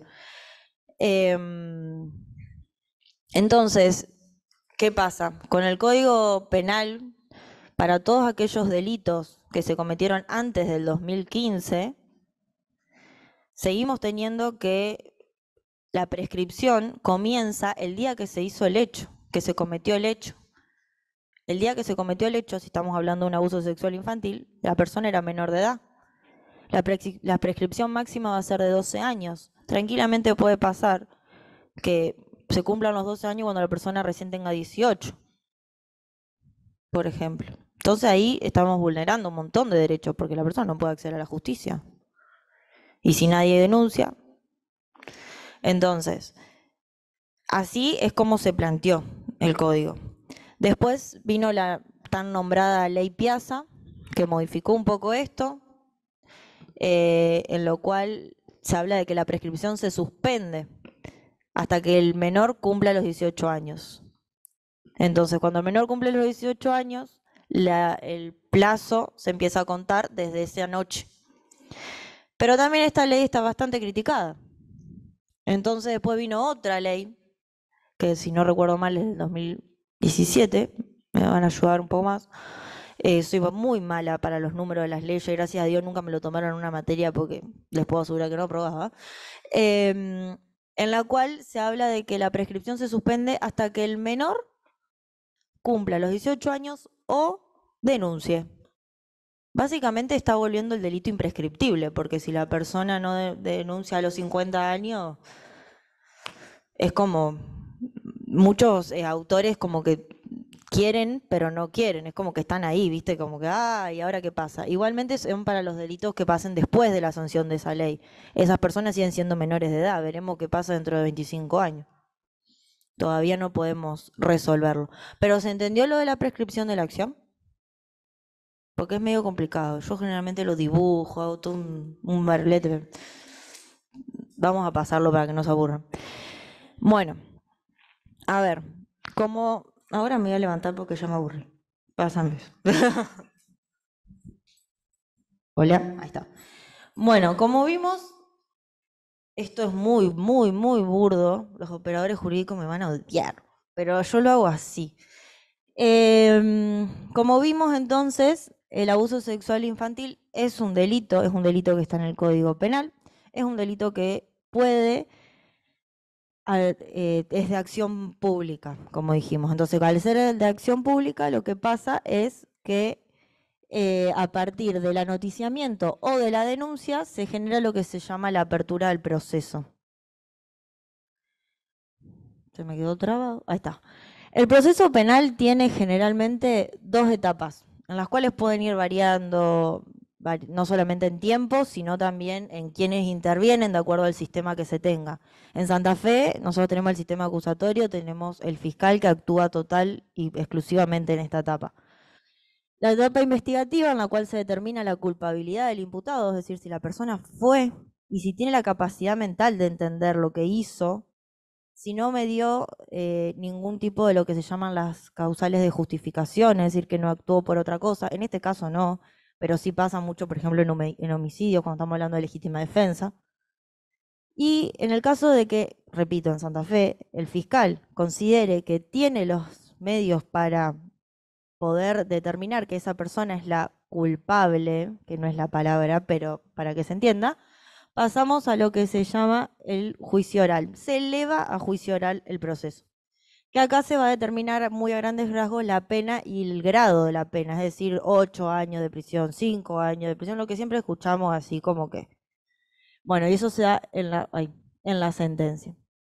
Bueno, como dijimos, yo sigo diciéndole abuso sexual infantil, pero porque en el código está de esa forma, en el código penal está de esa forma, pero vamos a decir que la violencia sexual infantil es hoy en día una de las formas más aberrantes de violencia contra los niños. Y, como dijo bien Marce, es una de las menos denunciadas.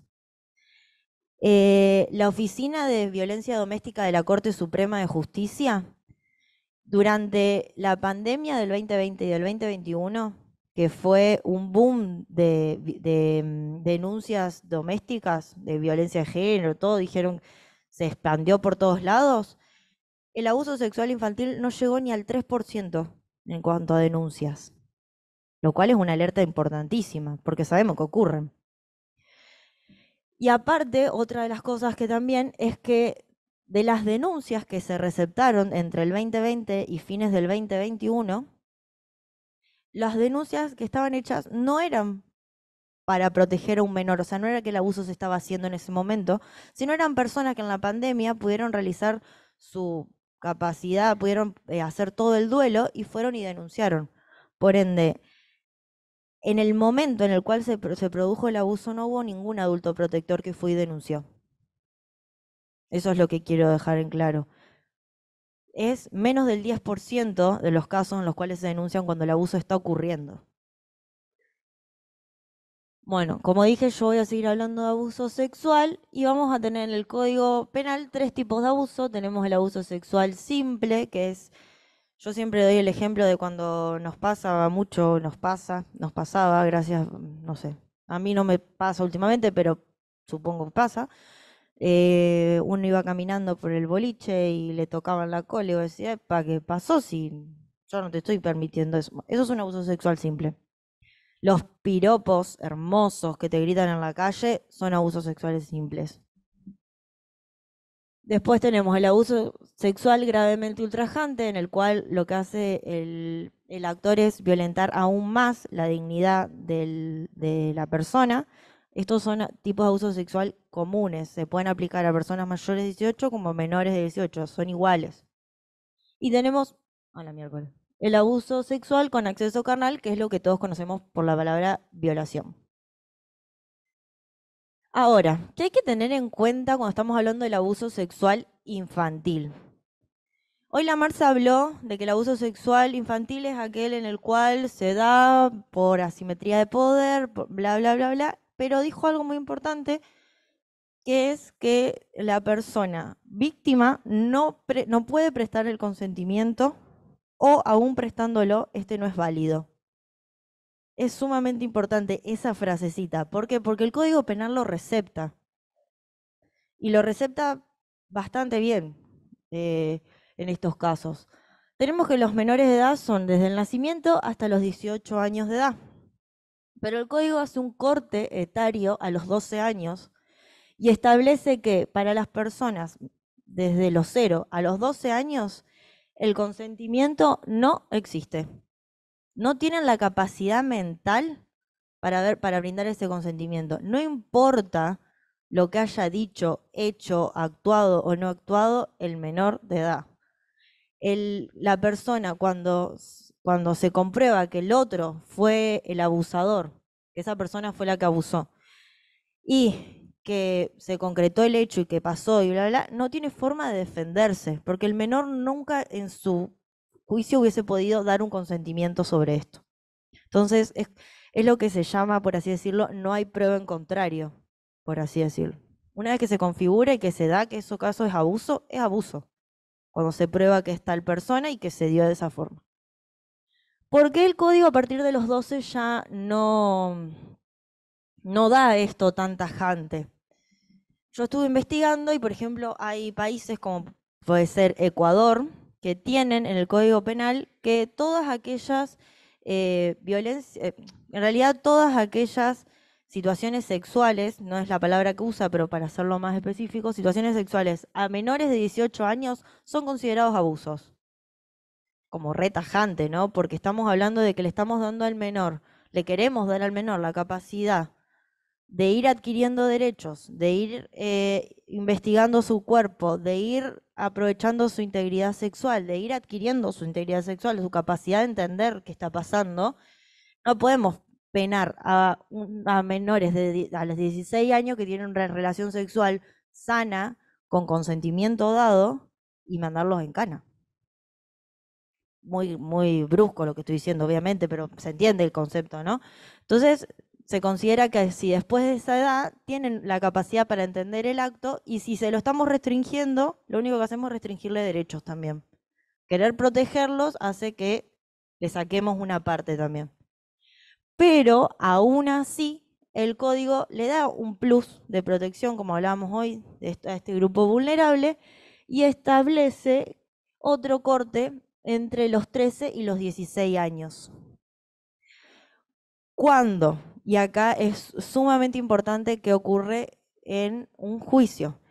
Cuando estamos en presencia de un abuso sexual en el cual la víctima tiene entre 13 y 16 años durante el acto, y según las pruebas que se dieron en el juicio, el juez considera que el consentimiento fue dado, porque el consentimiento está dado, puede pasar que ese consentimiento, que el juez valore la prueba y considere que ese consentimiento es lo que se llama no idóneo.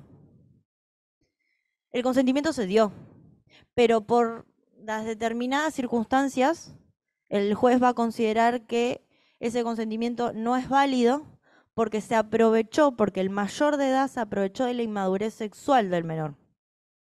Son casos muy puntuales de valoración de prueba y en el cual se tiene que ver el caso concreto. Escuchar al menor, ver qué considera, qué pasó, qué no pasó, escuchar a ambas partes, pero yo hablo siempre del menor porque nosotros nos basamos más ahí, pero escuchar a ambas partes, qué pasó, bien, y ahí puede pasar que se dé el caso de el consentimiento no idóneo.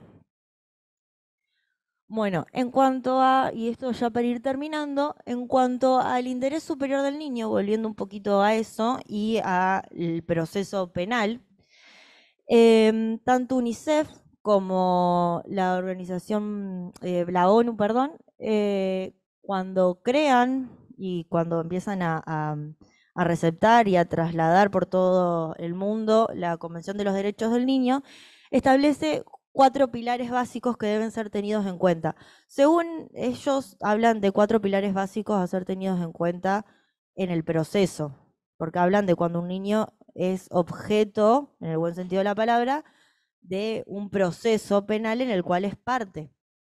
Entonces, establecen esto. Yo considero que estos tienen que ser aplicados en la vida diaria. Pero bueno, ¿qué tenemos? La no discriminación, es decir, ¿cuál es el principal objeto? ¿A qué se va esto más que nada? Es a lo que es, por ejemplo, acá en Argentina se usa bastante, no sé si todas las provincias lo tienen, pero se usa bastante, es el del abogado del niño. La no discriminación. El niño no entiende los conceptos jurídicos, no lo entendemos nosotros a veces. Si no se lo explicamos, lo estamos discriminando al niño. Si nosotros no hablamos de la forma en la que el niño pueda entender, lo estamos discriminando. Fue muy conocido cuando yo estaba estudiando el caso de una jueza que escribió una sentencia diciéndole a una nena que podía tener 2 papás. Y es espectacular la sentencia, porque la mujer habla de una forma tan... Le está explicando lo mismo que pudo haber hecho con latinismo, porque encima a nosotros nos encanta usar latinismo. ¿Quién habla en latín? Señores, por favor. Y lo explicó re bien y la nena lo pudo leer. ¿Y para qué estamos nosotros? Para ayudarle a la gente a bajar estos conceptos. ¿Por qué tenemos que seguir allá arriba como si fuésemos capos, todo? No, nosotros tenemos que bajar y ayudar a la gente y las sentencias están para que las personas que son parte del proceso lo lean. No el abogado del abogado del abogado del abogado de la persona para ver que vayan interpretando, qué interpreta cada uno y ver cómo se lo podemos contar a la persona. No, ellos tienen que poder leer. Y si estamos hablando de un menor, tenemos que, obviamente hay cosas jurídicas que se tienen que poner, pero hay cosas que no son necesarias poner. O que son, se pueden poner tranquilamente otra cosa. Yo me acuerdo que esta jueza hasta la parte que iba dirigida a la menor, que le hablaba específicamente a ella, hasta cambió la letra para que la nena lo pueda entender en su totalidad. Creo que, si no recuerdo mal, estaba escrita en mayúscula, era una letra súper amigable, no era esa tipo máquina de escribir, que a mí me encanta, pero era como más bajada a ella, que más tipo cuento. A eso hablamos con la no discriminación. Después, obviamente, el interés superior del niño, que ya lo hablamos, que es un concepto sumamente mutable y que va al caso concreto de cada menor. No es que podemos hablar de un interés superior del niño súper genérico. Después vamos a hablar del derecho a la vida, a la supervivencia y al desarrollo, lo cual, obviamente, esto para mí es más específico del día a día, de no todos los que tenemos contacto con infancias, pero aún así se puede aplicar en el proceso en cuanto a qué derechos son los necesarios para garantizarle, porque esos son los derechos pilares a los cuales después de eso el menor puede adquirir otros derechos. Si no tiene estos, cagamos, le cortamos todas las alas. Y bueno, obviamente el derecho a participar de las situaciones que lo afecten, que es el principal, que es el derecho a ser oído. El proceso gira en torno al menor. El menor es parte del proceso. Nosotros no podemos hacerle, bueno, sí, chiquito, anda ya, nosotros lo arreglamos acá el juicio de divorcio con tus papás que se están matando, se están reventando entre los dos. Uno dice que lo agarro al niño, otro dice que la convivencia, otro te habla del régimen de alimentos, y nadie se preocupa si el niño está bien, está mal, quiere vivir con uno, con otro, quiere vivir con los dos, no tiene ganas de verlo porque son dos idiotas. O sea, nadie se preocupa por eso. Entonces, escuchar al niño es fundamental. En todo proceso donde el menor esté involucrado, esto no puede faltar desde el día 1 y explicarle qué está pasando. Los nenes no son bobos. Saben que los padres se están separando, saben que hay una causa de por medio, saben que hay abogados que se están cagando a puteada, a lo que fuere. Yo soy re directa para decir las cosas, pero bueno, me parece que es así, digamos, que tenemos que empezar a hacerlos parte de la vida como lo que son, personas. ¿Por qué tenemos que seguir haciéndole distinción? Y más que nada en estos procesos donde a veces se está jugando con quién va a vivir, se está jugando su salud, se está jugando con cosas que ellos son los portadores de esos derechos. Nosotros los ayudamos a ejercer esos derechos, pero los derechos son de ellos. Sí.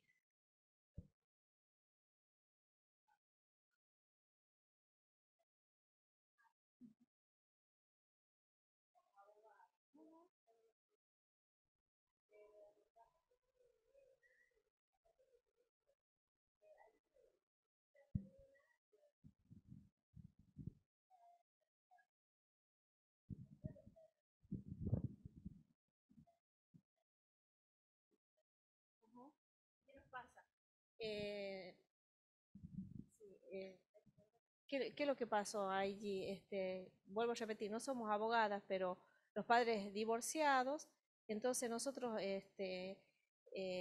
dijimos, bueno, hay que escucharla a ella.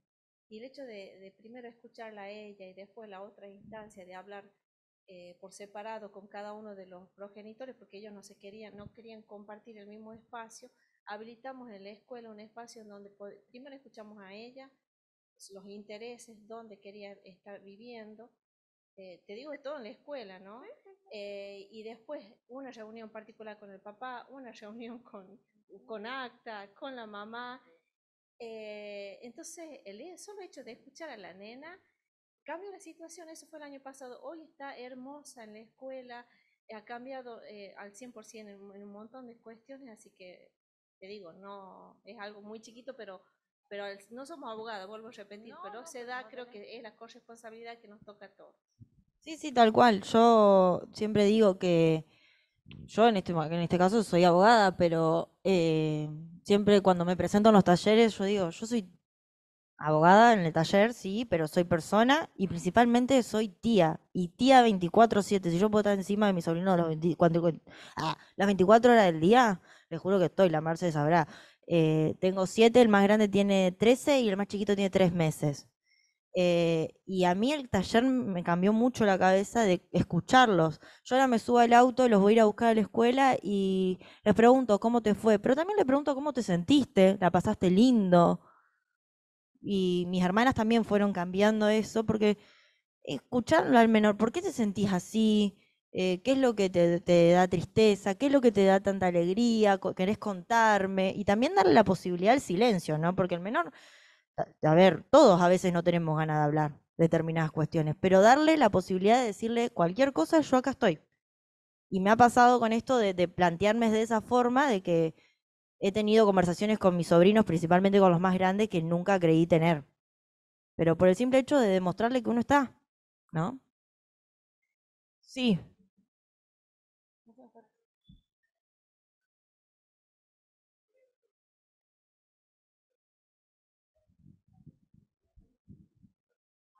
La barrera está en el lenguaje técnico, en lo que nosotros queremos tecnificar cuando en la práctica es la experiencia lo que nos están contando.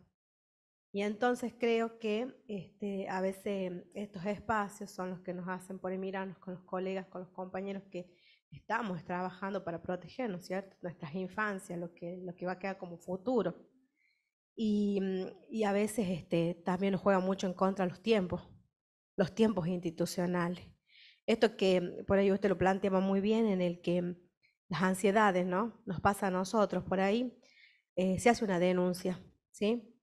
Y está la ansiedad constante de los adultos, del querer saber más en el juicio, en la pena o en el imputado, en la palabra, en que pensar cómo vamos a seguir trabajando con ese niño en la casa, en la escuela, en el barrio.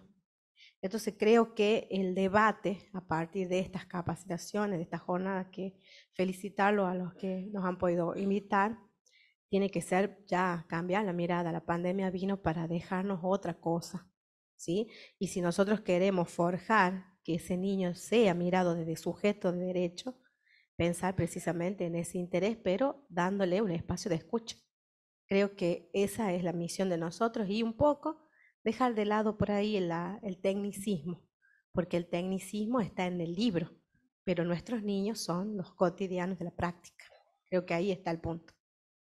Tal cual, tal cual. El tecnicismo está en el libro y creo que nosotros, por lo menos yo cuando estudié, siempre traté de entender, aprender, tener toda la doctrina que necesito, sí, estudiar, capacitarme, pero después poder bajarlo a cualquier persona, que lo entienda cualquier persona. ¿Por qué lo tengo que entender yo nomás si es algo que, a ver, en Santa Fe se dice que vos pateás una baldosa y te salen 5 abogados? Es así, porque es así, les puedo asegurar que es así, doy fe. Pero sacando esa parte, guste, no guste, se quiera o no se quiera, Y lamento informarles que nos necesitan en un montón de cosas, porque el abogado funciona en un montón de momentos. Pero aún así, no por eso somos superhéroes o nos creemos capaces de todo o somos superiores a nadie. Al contrario, yo cuando viene alguien y me comenta algo, y primero le explico, trato de que se entienda el proceso, qué es lo que se va a hacer, qué es lo que se puede, qué es lo que no. O sea, son formas, digamos. Y con los niños ni hablar, porque menos, o sea, la capacidad mental o los saberes previos son de menores. Bueno, y para terminar, vamos a hablar de lo que se llama el deber de actuar. Con la ley Lucio, que fue muy conocida, fue un boom, hubo un concepto que estuvo recorriendo mucho, por lo menos en Santa Fe se escuchó mucho, y al final después no quedó, lamentablemente no quedó. Quedó en parte en realidad, que es lo que se llama el deber de comunicar. El deber de comunicar, según la ley Lucio, en su momento antes de ser modificada, era de cualquier persona que supiese que te estaba dando el delito de abuso sexual infantil. Cualquier persona. No importa si son funcionarios públicos, si trabajan en lo privado, si no sos ama de casa, si no trabajás, si sos estudiante. No importa. Persona de la sociedad. Esto se modificó. Igualmente yo, siempre que doy esta parte en los talleres, hablo de que al actuar en pos del interés superior del niño, y si nosotros estamos en presencia o creemos que estamos en presencia de un abuso sexual, el niño no lo puede ir a denunciar. Nosotros somos los que tenemos que ir a denunciar. Denunciar, no investigar, no acribillar a la persona en la plaza central de la ciudad, porque no sabemos qué es lo que está pasando. El que va a investigar es el fiscal y el que va a determinar es el juez. Nosotros no somos ni fiscales ni jueces, somos simples ciudadanos que estamos anoticiándole a la sociedad, al Estado, que está ocurriendo esto y nosotros estamos actuando en relación a la protección de ese menor.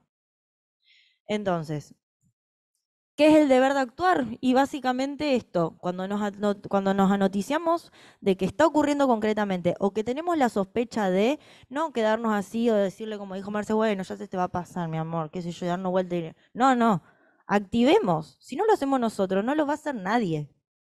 Siempre vuelvo a esto. Y el tema de los protocolos, que también es un auge importante, pasa mucho en las instituciones, ya sea públicas o privadas. En Santa Fe, por ejemplo, se trató de establecer un protocolo para las instituciones públicas, no terminó saliendo, no se aprobó, pero lo que es básicamente, cuando en el caso de que nos anoticiamos de esto, cómo tiene que actuar, por ejemplo, un docente o un médico que se entera de esto, cómo tiene que actuar, cómo tiene que ir anoticiando. Algunos protocolos te dicen que tenés que hablar con el supervisor, con el directivo, después con el supervisor, básicamente que hasta que no llegás hasta el Papa no podés denunciar. No es la idea, digamos. Los protocolos lo que tratan de hacer es que esto sea mucho más ágil. En el caso de que el protocolo no funcione, como yo siempre digo, somos personas, somos adultos protectores o buscamos serlo. Creo que todas las personas que están acá buscan ser adultos protectores. ¿Estamos enterados de algo? Vamos a denunciar. En el caso de que no podamos denunciar, que no querramos denunciar por determinadas circunstancias, porque no estamos seguros, porque no sabemos cómo se hace, por lo que fuere, siempre, y eso sí es obligación del Estado, hay organismos especializados en materia, por ejemplo en Santa Fe localmente las municipalidades tienen interdisciplinarios en los cuales se trata de activar estos protocolos. Son equipos que ya están armados, a veces son ONG, a veces son asociaciones y a veces el propio Estado, que tiene equipos ya armados en los cuales uno puede ir y preguntar cómo actuar, qué hacer. A veces tienen psicólogos, pueden ayudar, también pueden llevar al niño. Se va a activar todo alrededor del niño, las personas que están alrededor del niño, porque tampoco es fácil para las personas que están alrededor del niño y demás. Pero bueno, más que nada, no sé si me quedó una más, creo que no. Esta. Y yo siempre termino con Enrique Volando, que es el protagonista del libro de la Marce. Esto de que básicamente la responsabilidad es nuestra. ¿Por qué? Porque los menores a veces no pueden hablarlo, no lo pueden expresar, y si lo expresan no lo pueden denunciar. Son muy pocos los lugares que receptan denuncias de menores de 18 años. Tenemos que tener una escucha activa, tenemos que tener la capacidad de escuchar. Y básicamente siempre los invito a seguir apoyando a las infancias y seguir creando superhéroes siendo adultos protectores, que me parece fundamental. Muchas gracias.